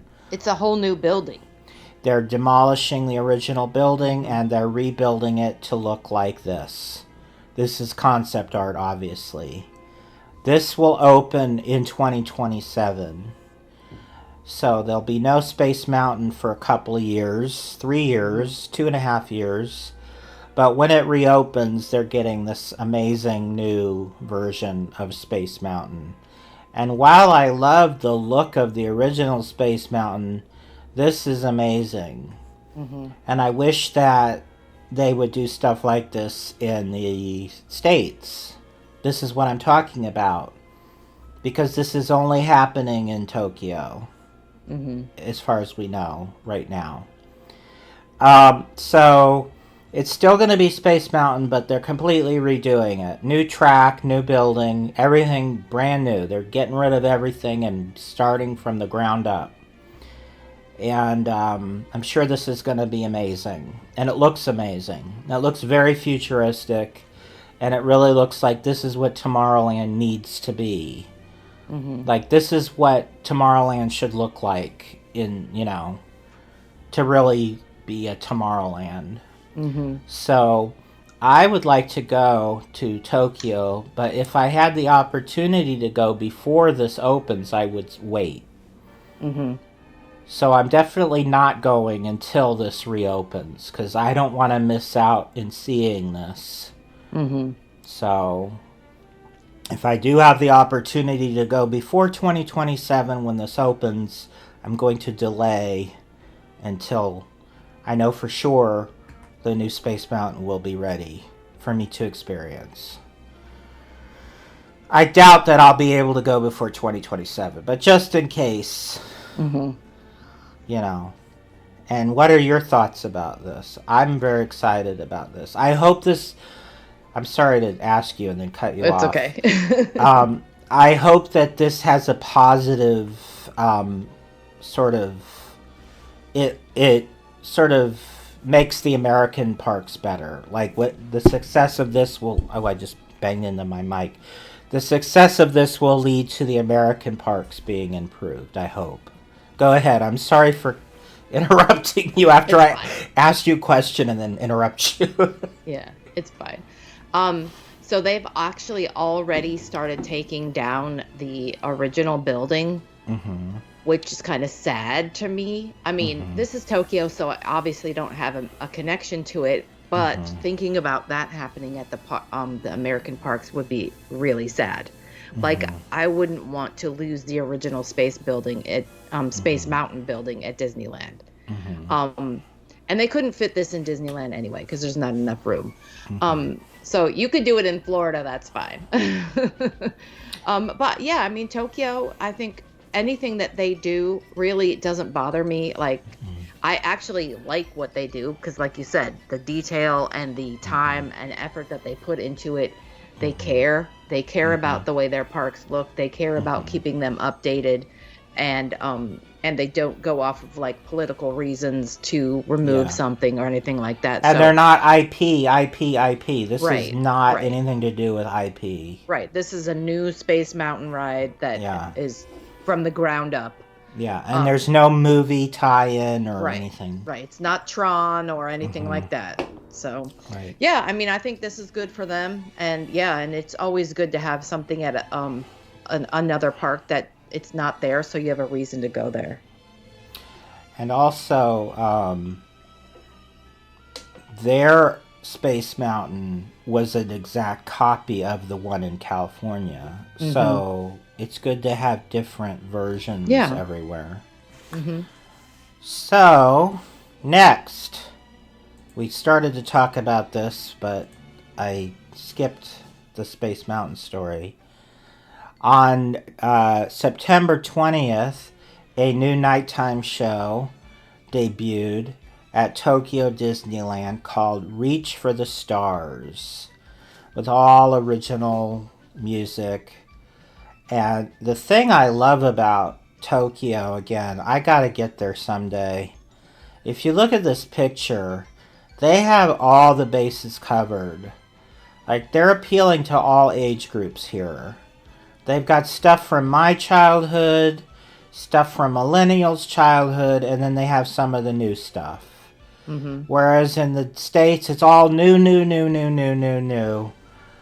They don't have Mary Poppins. They don't have Tinkerbell or Dumbo or Aladdin even. It's all Pixar and Marvel and the latest and greatest stuff. But as you can see here, they're thinking about everybody when it comes to the properties they're including in their productions. So I don't have a problem with them having the new stuff. It's just, let's have some of everything, for all age groups. But that being said, this is another one of the fireworks show with projections and music and, it's what you would expect from Disney. And from what I've heard, it's been a very popular new show. They also get a lot more new stuff as far as fireworks and parades and things. Oh, yeah. They seem like at least one a year. Yeah, so. Back in America.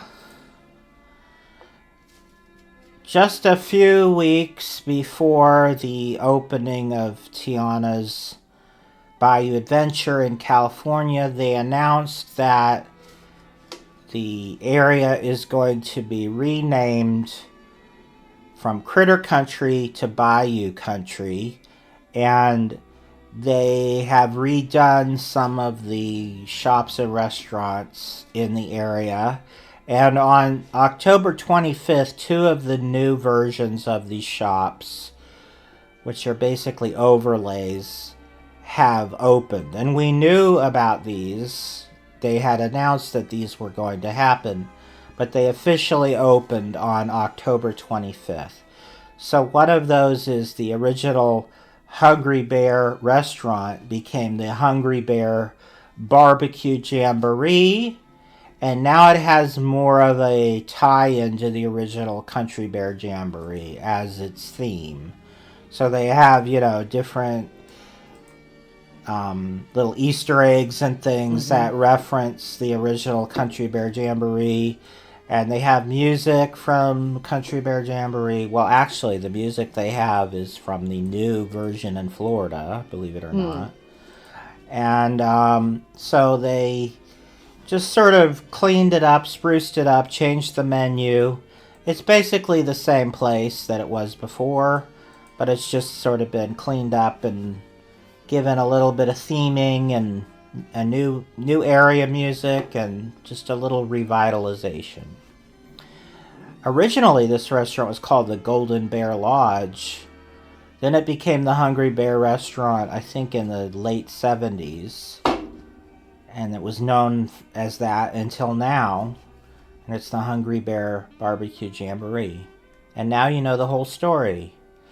So also, the little gift shop, which was called the Briar Patch, which is at the base of the mountain, which was Splash Mountain, and now it's Tiana's Mountain, has been rethemed to Ray's Berets. Ray is the little firefly from the movie Princess and the Frog. So he has sort of he's Cajun, so he speaks French and English. So beret is the French word that you probably know this, but it's the French word for hat. And so it's Ray's Berets, and it's not a hat shop.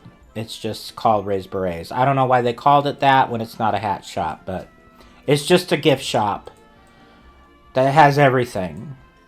Mostly stuff that's themed to Princess and the Frog and the attraction. It's not a hat shop, even though it's called Ray's Berets. I think they wanted to call it that because it rhymes. I don't know. But it's very well themed. It looks like he lives in there. They have like a little... They show where he lives, and it's cute. It looks really cute. Do you know the history of that building that it's inside, Ruthie? I think you do. Yeah, it was there since the Indian village. Yes. Originally, it was Indian Arts and Crafts, and it's a log cabin. Mm-hmm.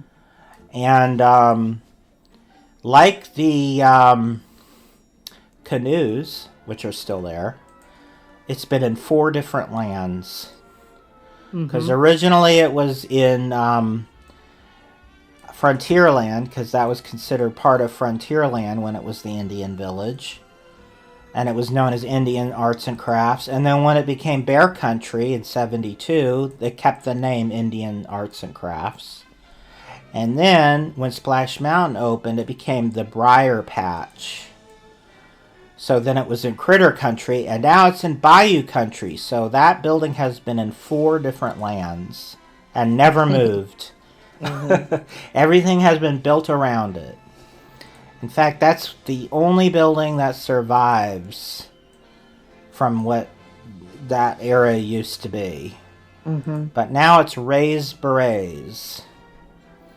So that was October 25th, and then a couple weeks later, on November 13th, another new gift shop opened.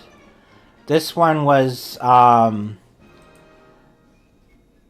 of Pooh Corner, but Pooh Corner is still there, but it's just one half of this now. So the other side, on the other side of what was Teddy Bear's Swing and Arcade, is now Louie's Critter Club. So again, this is just another gift shop with Bayou Adventure and Princess and the Frog, and then just generic Disney, souvenirs. And it's all themed to, Louie from The Princess and the Frog. I think there's like jazz instruments in the rafters and things like that. And I've yet to hear the area music from in here. Nobody's made that available yet. I'm curious to know what music they're playing in this new gift shop. Originally, this was called wilderness outpost when they first opened this with Bear Country. It was called Ursus S. Bear's Wilderness Outpost, and if you know, that's the founder of the Grizzly Hall. They had his portrait in the middle of the, up on the thing above the stage. They had like a circle with a picture of a bear in it. That was Ursus H. Bear, the founder of the Country Bear Hall. But this was called Ursus H. Bear Wilderness Outpost originally. And then I think it was something to do with Splash Mountain. And then it became part of Pooh Corner when Winnie the Pooh opened. And then now Pooh Corner is still on the other side, but now it's two different gift shops. So, Louie's Critter Club. And then 2 days later, the big event happened, and Tiana's Bayou Adventure opened in Disneyland. And as you can see, they renamed Critter Country Bayou Country. So, Ruthie, you said you had more to say about... Oh, no, I said maybe I would, but... like I said, the Disneyland version has been much better received. I think it was designed for California. I think that was a bad idea. They should have designed two separate, because they're not the same facility. They should have designed a version for California and a different version for Florida, and not tried to squeeze in the California version into Florida. Also, the theming, just overall, is better for Disneyland because it's next to New Orleans Square. Right. Whereas in Florida, it's just like everything's frontier, frontier, frontier, and then all of a sudden you have this Old South thing. Doesn't make sense. Anyway, I guess it didn't make sense when it was Splash Mountain either, but at least it wasn't as specific to New Orleans. I don't know. Yeah. It felt a little bit more frontier-y. Yeah. Anyway, the other thing, I don't like the look of the mountain anymore. They ruined it by taking that thing off the top of it. And that water tower with the tiara on it is ugly. I don't really care for the look of it. I'll just leave it at that. And a lot of people have complained how they just basically went to Michael's and bought all the foliage and put it on it. The other thing is, they say Bayou Country, but there's very little they did to the surrounding area to make it look like a bayou. It still looks like you're in the northwestern woods. So why are you calling it Bayou Country when it looks more like, where I live in Washington? It's not with pine trees, and they don't really have pine trees in the bayou as far as I know. But whatever. I guess theming is not important to Disney anymore. But let's move on. Next thing. Well, we should mention, we'll get back to it when we talk about Madame Leota's, but in November they started to open up the new queue area for the Haunted Mansion in Disneyland, which had been closed all year, and they reopened it for the Christmas as the Nightmare Before Christmas version. So we still haven't seen the updates they made to the regular Haunted Mansion. That's going to be coming very soon. That'll be one of our first 2025 events. And from what I heard, they're not going to even do the Nightmare Before Christmas this year. No, they are. They're just doing it later. They're actually going to have the regular Haunted Mansion for Halloween. And then after that, they're going to switch to the Nightmare Before Christmas. Okay. So just later. So the next thing is that they opened a new vacation club tower at the Polynesian Village Resort. called now it's called the Disney's Polynesian Villas and Bungalows at Disney's Polynesian Village Resort. Say that 10 times fast. So this opened on December 17th. To mixed reviews. A lot of people don't like it because they say it doesn't look anything like the other part of the resort. It looks too generic. I agree, but I'm not as bothered by it as some other people. I wish they didn't try to just like make it look like contemporary, plain old, boring architecture. But it is what it is. I'm not that bothered by it. I would prefer they tried to mimic the other parts of the resort, but I mean, I'm more bothered by the contemporary resort and how they put a bunch of towers around that ruin the whole look of that A-frame building being by itself. You know, it ruined it. This, I feel like it's separated. It doesn't ruin the rest of it. But the main thing that bothers me is, okay, so if you don't belong to the Magic Kingdom Club, you can't stay here. So that annoys me. That you have to buy a timeshare to stay here, basically. So the last thing we're going to talk about is the most recent thing to happen, and that was they opened up the new Madame Leota's gift shop at the exit to the Haunted Mansion. This opened 2 days before Christmas, so very, very recently on December 23rd. And there's a lot of negative stuff going on about this. As well as the new queue area for the Haunted Mansion. Ruthie, before I say my stuff, do you want to say how you feel about these things? Sure. The queue doesn't bother me. It's fine. It just hopefully helps less people be outside of the queue for Haunted Mansion. If they can manage that properly. But this shop, it always bothered me that they were going to put the shop right here. I didn't like the look of it in the pictures, and I don't like the actual look of it, the real look of it now on the outside. I didn't like that they were putting a shop here because they already have a shop with Haunted Mansion merchandise. And so I didn't feel like this was necessary. And then when they start putting this cookie cutter building there, that makes it even worse. I like the way it looks inside. It's fine, but it looks a lot like the store that's already there with the same merchandise. Unless they're going to stop selling the Haunted Mansion merchandise in the store right next to Pirates, which I highly doubt they're going to do. So then this is just a waste of space to me.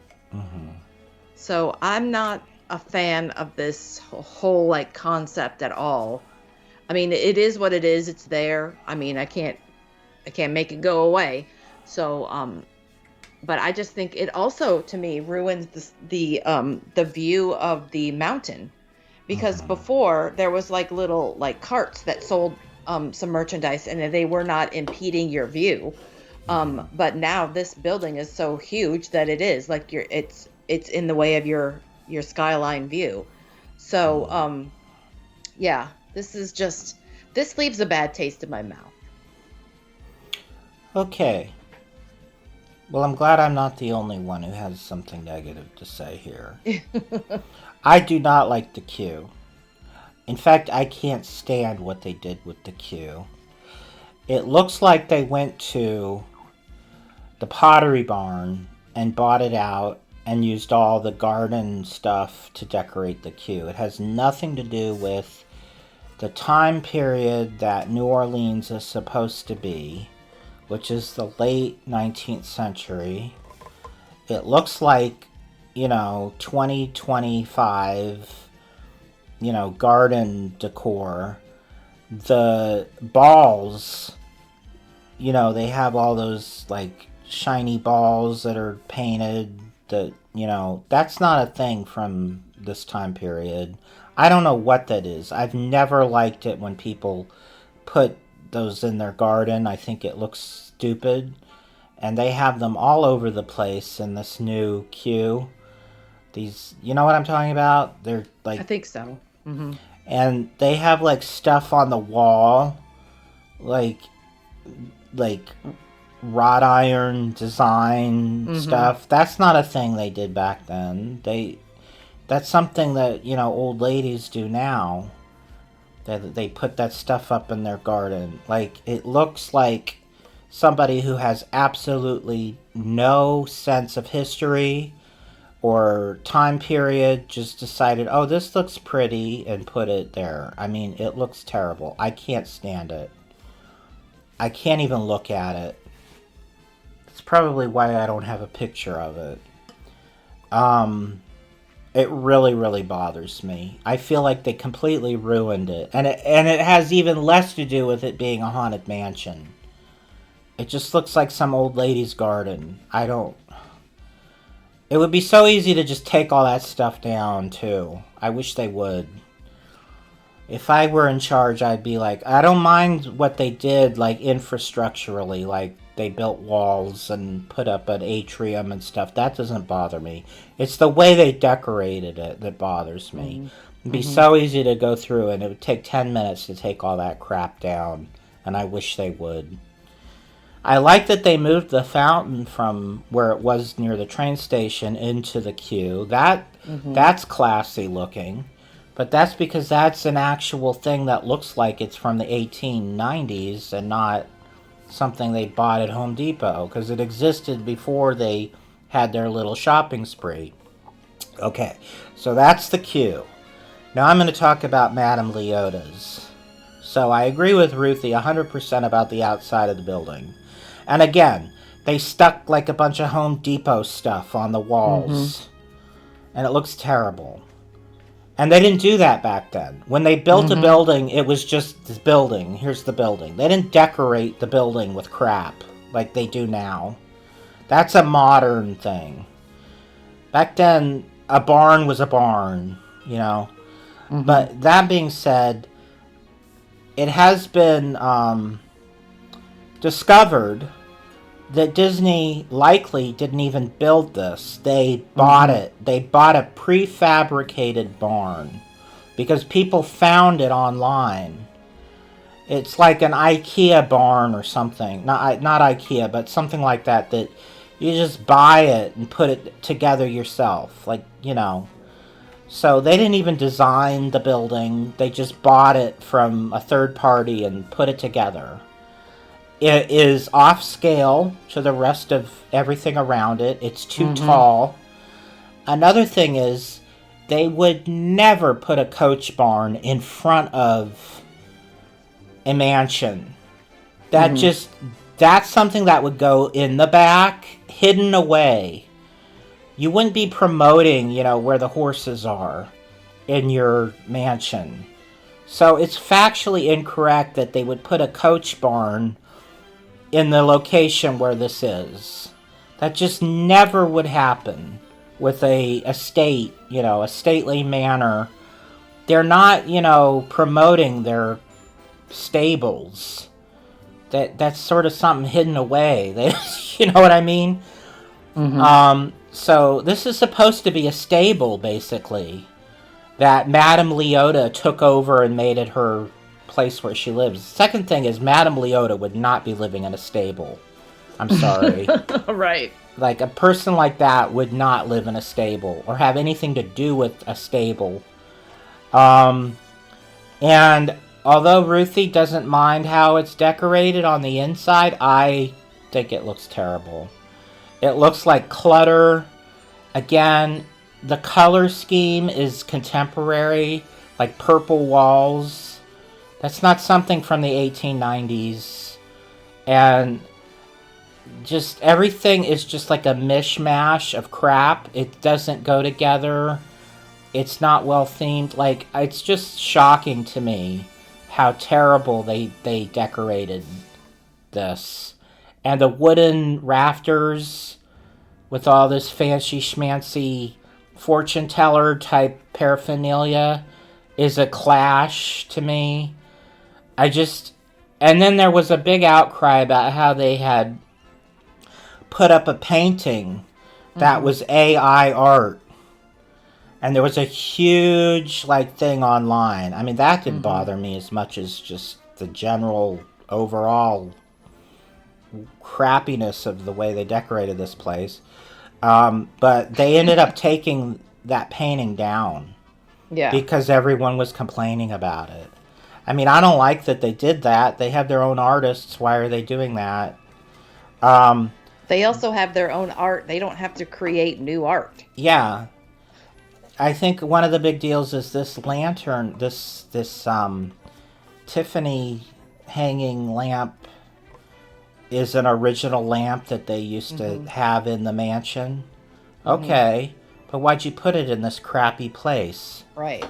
You know, I don't have a problem with these things individually. I like the bench here in the front. I like the glowing, crystal ball, but together with what is around it, it looks terrible.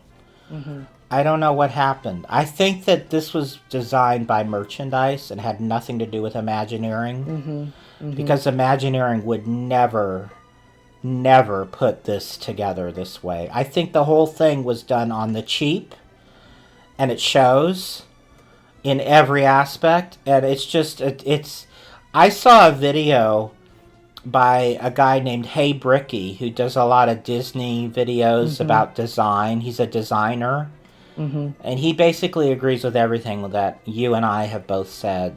And he's a designer, and he actually called this the worst mistake Disney has ever made as far as the Disney parks. The other thing is, this is a blatant money grab. There's no reason why they have to have a gift shop at every exit to every attraction. Right. They make enough money on souvenirs and gifts. They're just trying to, push it in everybody's face. They already had an area that sold Haunted Mansion merchandise. They didn't need this. It wasn't a required space. They just have to put more and more merchandise everywhere, even when it's not necessary. And if they had wanted a gift shop here, the Imagineers who originally designed the Haunted Mansion would have put one here. So, anyway. This is not our... we end the year at No, we have more to talk about. Don't worry. At the parks. At the parks, yes. But we have another few stories to talk about. And so we're going to end on a happier note for sure. Even though there are a couple things, but nothing as negative. Nothing as negative as that. So this is just more miscellaneous stories that have happened throughout the year. A big story at the beginning of 2024 was that for the first time, Mickey Mouse entered public domain. So the way it works is, and the only reason it's as long as it is because Disney has perpetually lobbied to have this extended. So now it's been bumped up to 95 years. So any intellectual property, with the exception of music,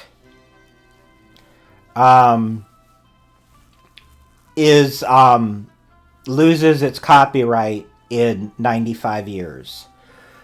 But it goes to the next year. So if something last year was from 1920, if something the year before last year was from 1928, at the January 1st in 2024, because it's been 95 years, it goes into public domain. So that means anything from the year 1928 on January 1st, 2024, it became public domain. So the big deal about that's been a law for many years already. And it's only 95 years because Disney made it 95 years because they were trying to push this off as long as they possibly could. But I guess they just gave up and they threw up their hands and said, well, we can't keep doing this forever. So that means that anything Disney produced in 1928 became public domain as of January 1st, 2024. And the big deal is that included the first 3 Mickey Mouse shorts, which also involved the first big popular one, Steamboat Willie, of course. It involved 2 other silent shorts as well, Plain Crazy and Galloping Gaucho. But the big deal was Steamboat Willie. So now Mickey Mouse was officially in public domain. This had happened a few years before, if you remember, with Winnie the Pooh. And they started doing all sorts of crazy stuff with Winnie the Pooh characters. But this was a big deal. Now, with Plain Crazy and Galloping Gaucho, only the silent versions were public domain because they didn't add sound to them. Well, Plain Crazy also, the sound version was also released in 28. So it was really only, as far as sound, Steamboat Willie and Plain Crazy. But Galloping Gaucho, only the silent version, because the version with sound was not released until 1929. But now, that one's also, and anything else produced by Disney in 1929, this year on January 1st, became public domain. And the big deal there is the Skeleton Dance, the very first Silly Symphony, is now in public domain. So this was a big deal. The first big story for Disney of 2024 was Steamboat Willie is now public domain. And fortunately, I haven't seen a lot of abuse of that. I haven't seen any really bad depictions of Mickey Mouse or anything. Have you noticed that? No, but it's coming. It's coming. The other loophole for Disney is because they redesigned Mickey Mouse over the years, the only version of Mickey that is in public domain is the versions from 1928 or 1929. So any version of Mickey from the 30s onward is still copywritten. So you can't just put any Mickey out there. It has to be the black and white Mickey with the pie eyes and the skinny limbs. It can't be the fatter, chubbier, even Mickey from the 30s. It can't be color. So, but every year it's going to get more and more and more and more. And pretty soon Snow White is going to be in public domain. Not too many years from now. So it's every year more and more stuff is going to be public domain. So that's a big deal. Any thoughts on that? I hate it. I mean, that's how I feel. I mean, I can't do anything to stop it, but I still hate it. I don't hate it. I think people have enough intelligence to know this was produced by Disney and this wasn't produced by Disney. They'll know that if it's a negative depiction of Mickey Mouse, that it wasn't Disney sanctioned. And I think the fact that this was a big news story kind of helps that. Because I think a lot of people realize what's going on. It's not like it'll be a surprise to anybody. You know what I mean? Mm-hmm. I mean, it's not ideal, but at least there's that. You know what I mean? Mm-hmm. Yeah. Another sad thing happened in May. The Disney Movie Club shut down. This was a special thing you could enroll in where you would get special exclusive titles, DVDs mainly, that were, and Blu-rays, that were, you got to pick like it was like those old,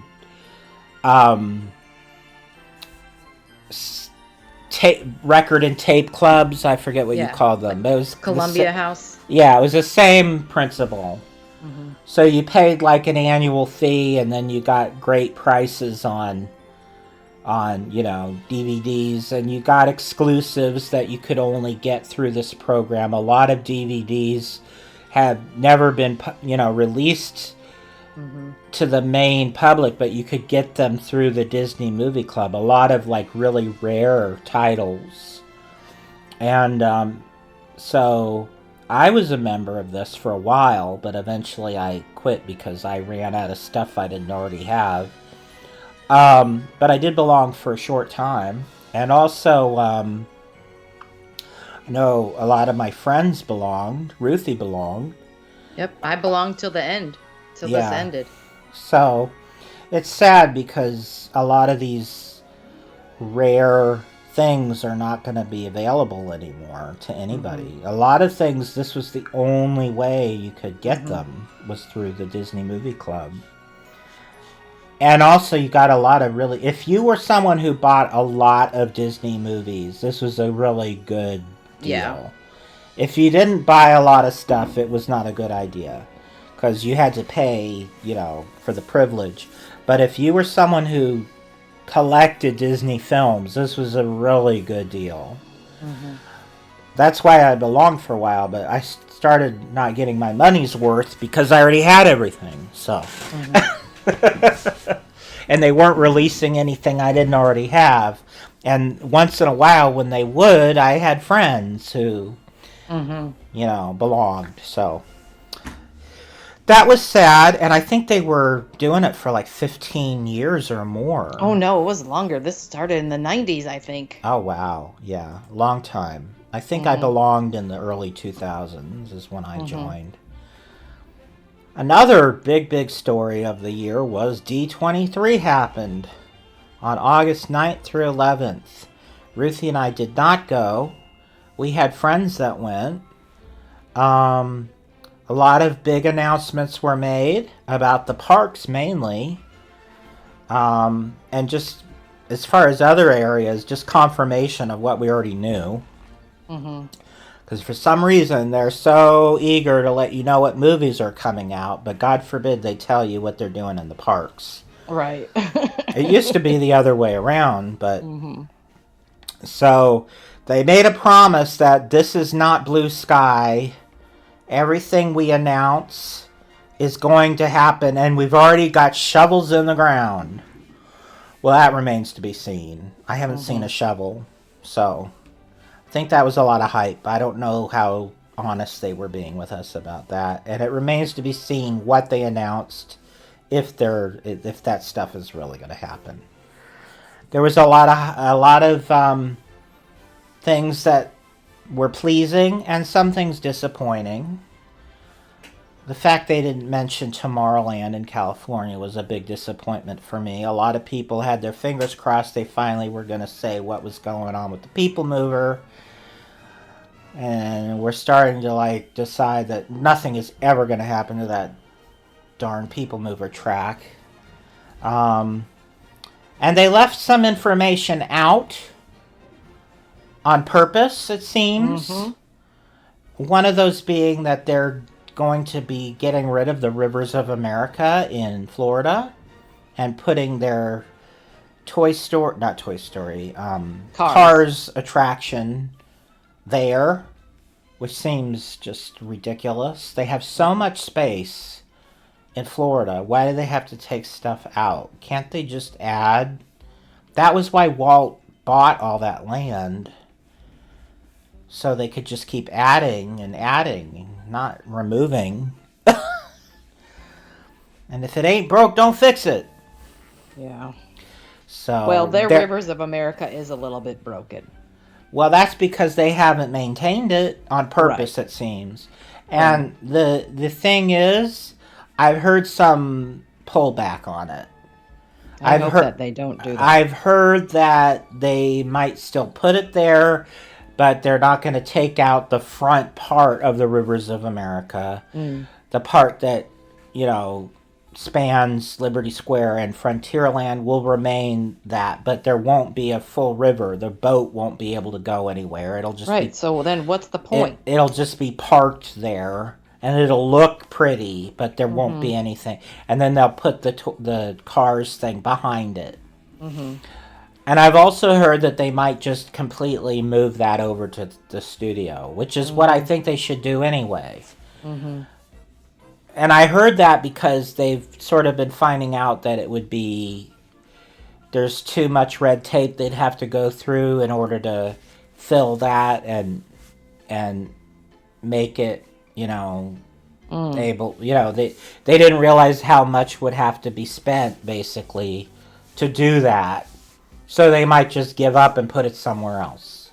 So that's part of the reason why they say it costs too much to fix up the land that they have, because it's basically like swamp land that they own, but they haven't treated it, or it's not ready for building.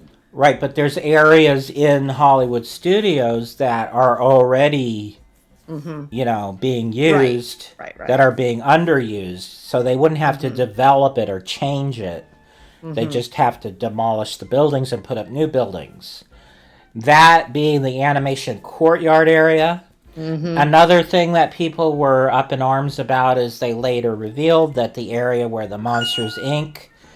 is going to go is where the Muppets, Muppet Vision is. And that was not made publicly known during the convention. They just said, we're getting a Monsters, Inc. attraction. They didn't say where. And you're getting the doors, the coaster. Yeah, that was the big so thing. everyone assumed that would naturally go in the animation courtyard because that area is sort of a nothing area right now. But, so it seems like they're going to put that instead where the Muppet Vision currently is, and then they're going to change their Rock and Roller Coaster to be Muppet themed. So, and then the big thing was the Villain's Land, which is going to go in the Magic Kingdom behind where they're putting Thunder Mountain. Yeah, where they're putting Cars Land and back there bridging between the Haunted Mansion and Thunder Mountain. Right. And everybody's all excited about that, but we'll see. I've been burned by Disney so much that I'll believe it when I see it. Yeah. Unless it's overseas. They seem to, when they say they're doing something overseas, it gets done. But it happens, yeah. Yeah, right. But, so, we'll see. Yep. They said there's shovels in the ground. I don't see any shovels back there yet. I don't know if that was being truthful, but... Also, we're getting an Encanto attraction in Animal Kingdom. DCA. Oh, yeah. Yep. No, that's going to be the Coco in DCA. Yeah. And then the Indiana Jones, there was a lot of rumor about it, but they confirmed, yes, Indiana Jones is going in where Dinosaur used to be. And that's closing if it hasn't closed already. The Dinosaur that's where ride. They're talking about the shovels. Yeah, right. For that. And Coco is coming to DCA. And there's a lot of speculation about where that's going to go. And it seems like they're going to build it behind the roller coaster. But it's still up in the air. People aren't quite sure. They haven't specified And yet. they said they're definitely building the Avatar in DCA. And I don't think they said that either. No, I think they exactly. did. They said they were going to build it. No, they said they were going to build it, but they where. didn't say where. They didn't say where. Speculation is the Hollywood area, but the monorail goes through there, so how are they going to do that? That area is too small for that type of thing. So the other thing is that they do have this whole thing that they're going to build stuff around the parks. Yes, Disneyland Forward. Yeah, so it could be going there, but they specifically said DCA, so I don't know. They also announced they're putting in a Lion King flume ride at the Walt Disney Studio in Paris. And It's basically like Splash Mountain, but with Lion King, because thing. they don't have a Splash Mountain in Paris. Mm-hmm. So the other thing that originally they had thought they were going to do the live action version, but there was so much outcry that they quickly decided, no, we'll do the animated version. Right. And Well, at least they have that option. even the concept art, you could tell, had originally been designed for the live action, and they sort of scribbled over it and changed it last minute. So it was kind of funny. So that's D23. Anything I left out? I mean, there's more. We did a whole episode on it, so Yeah. if you want to know everything, you can go back and listen to that. On September 6th, a record, I call it a record because I'm old, but a new music release was dropped called A Whole New Sound, which were covers of Disney songs with punk rock people performing them. People with lots of tattoos and big weird earrings and stuff performing them. But seriously, it was an album of all popular Disney songs played in a punk rock style, as seen in this picture. And then, there's very little to say about that. And then they actually had another D23 in Brazil. And they did announce some things they had not previously announced. What were some of the things that they... I don't even remember, because it wasn't that big. No. It might have been a lot of movie stuff. I have a feeling someday there's going to be a Disney in Brazil. It's so popular down there. Yes, it's so popular down there. By the way, Brazil is spelt wrong here because that's how they actually spell it in Brazil. It's with an S and not a Z. That's not a typo. So, the last story was on December 21st, a brand new cruise line, the Disney Treasure, took its maiden voyage. Has it returned? It's probably returned by now. It's been a few weeks. But we have a brand new ship in the Disney fleet that premiered. The Disney Treasure. Have you ever been on a cruise of any kind? Not. Nope. Not Disney, not anything. I have absolutely no desire to take a cruise. I will never take a cruise. I do not like the idea of being trapped on a boat in the middle of the ocean. It's not my idea of a good time. And people getting sick, and, it's Disney or otherwise, I just don't want to go on a cruise. I'm sorry. Some people love it, and you're welcome to. In fact, my mother wants to go on a cruise for her 80th birthday coming up next year. February 2026, she'll be 80, and she wants to take a cruise. So, she likes it, but, that's fine for her, whatever. So now we're going to do what we normally do at the top of the show, and that is our top 10.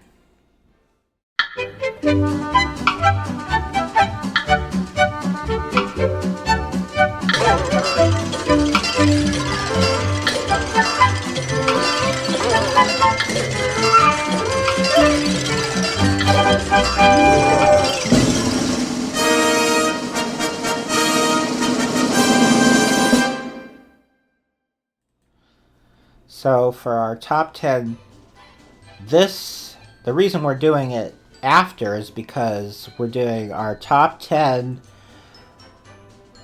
Disney events of 2024. So out of all the stories we just talked about, we're going to pick our top 10 and rank them. So that's why we had to do this, after. Does that make sense? Yes. So Ruthie, what is number 10 on our list? Number 10 is the Electrical Sky Parade that we talked about at Disneyland Paris. This is the one that, is kind of like the electrical, on Main Street electrical parade, but in the sky. And we thought this was cool because, again, like what we said, the drone shows, this is probably the most successful drone show that Disney has put together to this date. And I'm sure we'll be seeing a lot more in the future. Right. So number 9, we decided is, in fact, the public domain of Steamboat Willie. That was a big deal. It is a big deal. Because this is really the first time Disney has to deal with this. It's a new phenomenon for Disney. And every year it'll be bigger and bigger and bigger going forward. So what was number 8, Ruthie? Number 8 was the Country Bear Musical Jamboree. Like we said, they're still keeping, a fun original attraction, just updating it. So we like that about this attraction. And even though it may not be the best song choices, we still are glad that we are able to see this. And it's a big deal also because now it's confirmed this is going to be staying around for years to come. Right. Because that was always sort of a mystery. And rumors were flying constantly. So number 7 was the TV miniseries Agatha All Along. I mean, we've already talked about this stuff. What more do we have to say? I will say one thing we didn't say was Kathryn Hahn was actually nominated for a Golden Globe for her portrayal of Agatha in this show. So, if that helps you think about it prestige-wise, she was good. And number 6? Number 6 is Moana 2. This was a success here, going from TV show to movie. And like we said, it's almost made $1 billion. So... yes, this was a good win for Disney. Number 5 was Deadpool and Wolverine. It was the talk of Hollywood when it came out. It was culturally significant, and it was a big financial success. Yes, brought a lot of people to the theater. Even though I'm not a big fan of this being under the Disney moniker, you have to admit it was a big story for 2024. And what was number 4? Number 4 was D23. We just got finished talking about that, all of the announcements there. D23 events are always a huge thing for the Disney company. Sometimes it's bigger than others some years, but they knew that the last event that they had to... they did top the last one. Yes, the last the one was a big 2022 one was not very successful, so they had to top it. So this one was definitely better. Next is Inside Out 2, which was a huge success financially, and like Ruthie said, sort of restores Pixar's reputation, which had been faltering the past few years. And what was number 2, Ruthie? Number 2 was Fantasy Springs. We talked about this too. We love this edition, the way it was done, the detail and the design of it, and the attractions that they built for this land. So we love that this was added to Tokyo Disney Sea. And the number 1 story of 2024 was the addition of Tiana's Bayou Adventure. So we have another part of the year that we need to talk about, which is a little less positive. Well, it's more of a somber note. Yes. And we want to recognize a few important figures in Disney-dom that we have lost this past year. Ruthie, do you want to talk about our first celebrity? Sure. Our sister suffragette. We lost Glynis Johns January 4th of 2024. Of course, she played Mrs. Banks and Mary Poppins. She was in a few other Disney movies as well. Mm-hmm. I think The Sword and the Rose. Yes. I'm not sure of the names of the other ones, but Was she in Rob Roy, The Highland Road? she might be in that. Yeah. Yeah. Those are a few of the lesser seen Disney live action films. These were from the early 50s. Some of the very first Disney live action films. Yeah. So, I mean, she will always be cemented in Disney history as Mrs. Banks, and it's sad to see her go. But she had almost 100 years. So, yes. Next up, we talked about him extensively, I believe, in our last Dateline. Richard Sherman, songwriter of many Disney classic films and other productions. Winnie the Pooh, Mary Poppins, Jungle Book, Sword in the Stone. Basically, almost every famous Disney song from the 60s. It's a Small World, Great Big Beautiful Tomorrow. And big loss. Yes. Disney legend. And next up, this is Bob Newhart, actor. He was for Disney, I think best known as a voice actor because he provided the voice of Bernard in the Rescuers movies. But I mean, of course, he was also known outside of Disney as in the Bob Newhart show.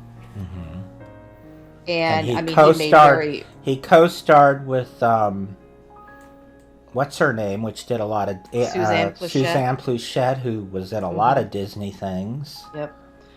I mean, he did a lot of guest appearances on different TV shows. The thing that I remember most recently, probably seeing him in, is he had a reoccurring character on The Big Bang Theory. He Elf. played Remember him in Sheldon's. Elf? What was that? Remember him in Elf? Yes, he was Elf's. So he was the Elf's father. Well, the Elf father. Yeah. But yeah, and then he played Sheldon's childhood hero in Big Bang Theory. So, I mean, he was just out there doing it for a really long time. So, again, he lived into his 90s. Next up, another legend, Peter Renaday, who worked with Disney through the 60s into the 70s and 80s, and at first he did some live action appearances, small roles, and over time he started doing voiceover and eventually started providing the voices for various characters in animatronic shows, probably most notably Henry the Bear in Country Bear Jamboree. I guess he did something with the Teenage Mutant Ninja Turtles, according to this picture. That wasn't Disney, but he did a lot of voiceover. He did the narration for Mission to Mars, and he did a lot of voiceover for various Disney TV programs. He did the voiceover for the Walt Disney Story film that was shown at the Magic Kingdom and then in Disneyland. So you definitely would recognize his voice from Robin Hood. Yes, that was cut from the film. But you can hear it on the soundtrack. Originally, Robin was supposed to have a verse, but they cut it out. He did voices for animation, parks. He did voices for non-Disney things also over the years, but big name in Disney. And we have two more. Who is next, Ruthie? James Earl Jones. Most well known probably for being the voice of Darth Vader, which wasn't originally a Disney acquisition, but it is now. So, I mean, even up to the Obi-Wan Kenobi television show that was on Disney Plus a few years ago, Darth Vader was a character in that, and he provided the voice for that. I mean, he didn't physically, again. Right. They, I think Chris mentioned this earlier, they recorded his voice, and now they're able to use his voice forever even though he is gone now, he will be forever Darth Vader. Also Mufasa, he did the voice of Mufasa. And he was the father in Coming to America with Eddie Murphy, which has nothing to do with Disney, but right. I love that movie. Yes. Yeah, so they have captured his voice, and they'll be able to use it forever. But like I was saying, that Obi-Wan show, they used his recorded voice. They are able to manipulate it with the computer, and it actually sounded more like his original voice. He has such a striking voice, that deep voice. Mm-hmm. Him and Thurl Ravenscroft. Mm-hmm. Yep. Very, very well known. You hear it, you know exactly who it is. Yeah. Very crisp, commanding. Mm-hmm. So he definitely will be missed. And someone who died way too young. All these that we've talked about so far led nice long lives, but our next guy died way too young, and that is Ken Page. So he was the voice of Oogie Boogie. Mm-hmm. What else did he do, Ruthie? That's what I know him from. I don't know of anything else that he did. Well, the main Disney thing he did was Oogie Boogie. Yes. And, well. He looks like he's doing it here, doing his Oogie Boogie role. But he will forever be remembered as Oogie Boogie. Right. So the last thing we're going to discuss today is each of us have a prediction of what is to come in the year ahead. I'm going to go first because mine's rather negative. So hopefully Ruthie's I don't know. She knows what mine is. But she didn't tell me what hers is. So I'm hoping hers will be a positive thing, because mine is not really very positive. My prediction for 2025 is that the live-action Snow White is going to be a major box office bomb. And it's going to and the positive to that is it's going to make Disney rethink its initiative of doing live-action versions of all of its classic films. Don't hold your breath on that. there may be a positive, outcome to that. But I don't know about that. But I do know that, it's pretty much not really a prediction. It's kind of just, it's pretty easy to say that, so far things aren't looking good, so that Snow White is going to bomb. And it's going to end the career of that actress who plays Snow White, if it hasn't already been. Yeah. She's already put her foot in her mouth way too many times, and I think that this is just going to be the final nail in her career coffin. She's going to be what they call box office poison. At least, maybe in 10 years she'll have a comeback, but this is kind of the end of her ingenue era. And, that's my prediction. I mean, what more can I say about it? What's your prediction for 2025, Ruthie? So, we have the 70th anniversary of Disneyland coming. Mm-hmm. And with that, one of the announcements that they made at D23 was that they are going to have a new stage show. Mm-hmm. It's called Walt Disney: A Magical Life, and this is going to have an audio animatronic figure of Walt Disney. Mm-hmm. And this actually is opening May 16th, 2025, and my prediction is that this is going to be so great, and everybody's going to love it. And even though people are hating on it now, when it opens, people are going to love it. And I am absolutely... stay in the theater. It's going to stay in their theater much longer than the anniversary. My feeling is that I hope you're right. That's all I'll say. I'm concerned, but I really want Ruthie to be right. I don't want my concerns to be realized. I want what Ruthie says to actually be what happens. Well, that's why I'm saying it. I'm putting it out there in the ether to manifest it, to make this be true. So I've said enough negative stuff, so I will leave it at that. I'll just say, I hope, Ruthie, I hope you're right. Yes. So, that ends our look at 2024 and our brief look ahead to 2025.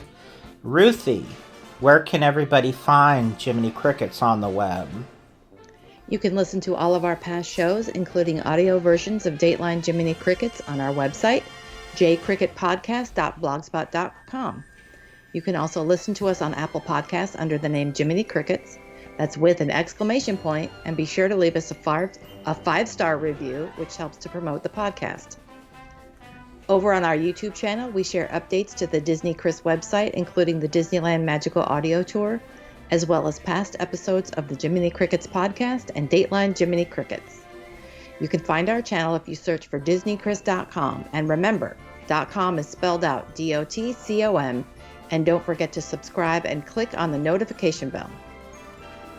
You can also join in the conversation over on our Facebook page, Jiminy Crickets Podcast, where you can not only interact with Chris and me, but also the fellow Cricketeers. And you can also stay up to date on all the latest details of our many World Wide Web endeavors. On Facebook, Chris can be found under the name Chris Linden, that's LYNDON, as in Lyndon Johnson. And on Threads, we can be found at DisneyChris_JC_podcast. If you would like to contact the show with your comments or questions, our email address is DisneyChrisDOTCOM@gmail.com. We would love to hear from you. I also belong to, Blue Sky now. I don't remember my address, but look me up on Blue Sky. I just joined. So, over on Twitch, I do a weekly live stream Thursday evening, 4 p.m. to 7 p.m. Pacific, and 7 p.m. to 10 p.m. I almost said Atlantic. It is Atlantic. Eastern, yeah. And on there, we listen to audio from my website and geek out over Disney stuff every week. And we have a different topic every week. So be sure to look at DisneyChris_audio_fun over on Twitch and follow me over there. Facebook, we have a special group for Twitch called Disneyland Audio Fun. And on Instagram, Ruthie and I have an account called DisneyChris_JC_podcast. We put pictures up all the time, almost every day. Just fun Disney imagery. And then whenever we have a new podcast or anything to promote, we let people know over there. And my website is DisneyChris.com, home of the Disneyland Audio Tour and the Disney Song of the Day. If you'd like to help support what we do, you can go to patreon.com/DisneyChris. And for other donation options, you can go to my website and click on the Donate tab, or just go to DisneyChris.com/donate. And it'll bring you to different options. You can make a one-time contribution, you can buy our merch, and all that sort of fun stuff. So, Ruthie, do you have any final words for today? To quote Walt Disney, laughter is timeless, imagination has no age, dreams are forever. Thanks for listening and watching. And always let your conscience be your guide. Now it's time to say goodbye to all our company. M-I-C. See you real soon. K-E-Y. Why? Because we like you. M-O-U.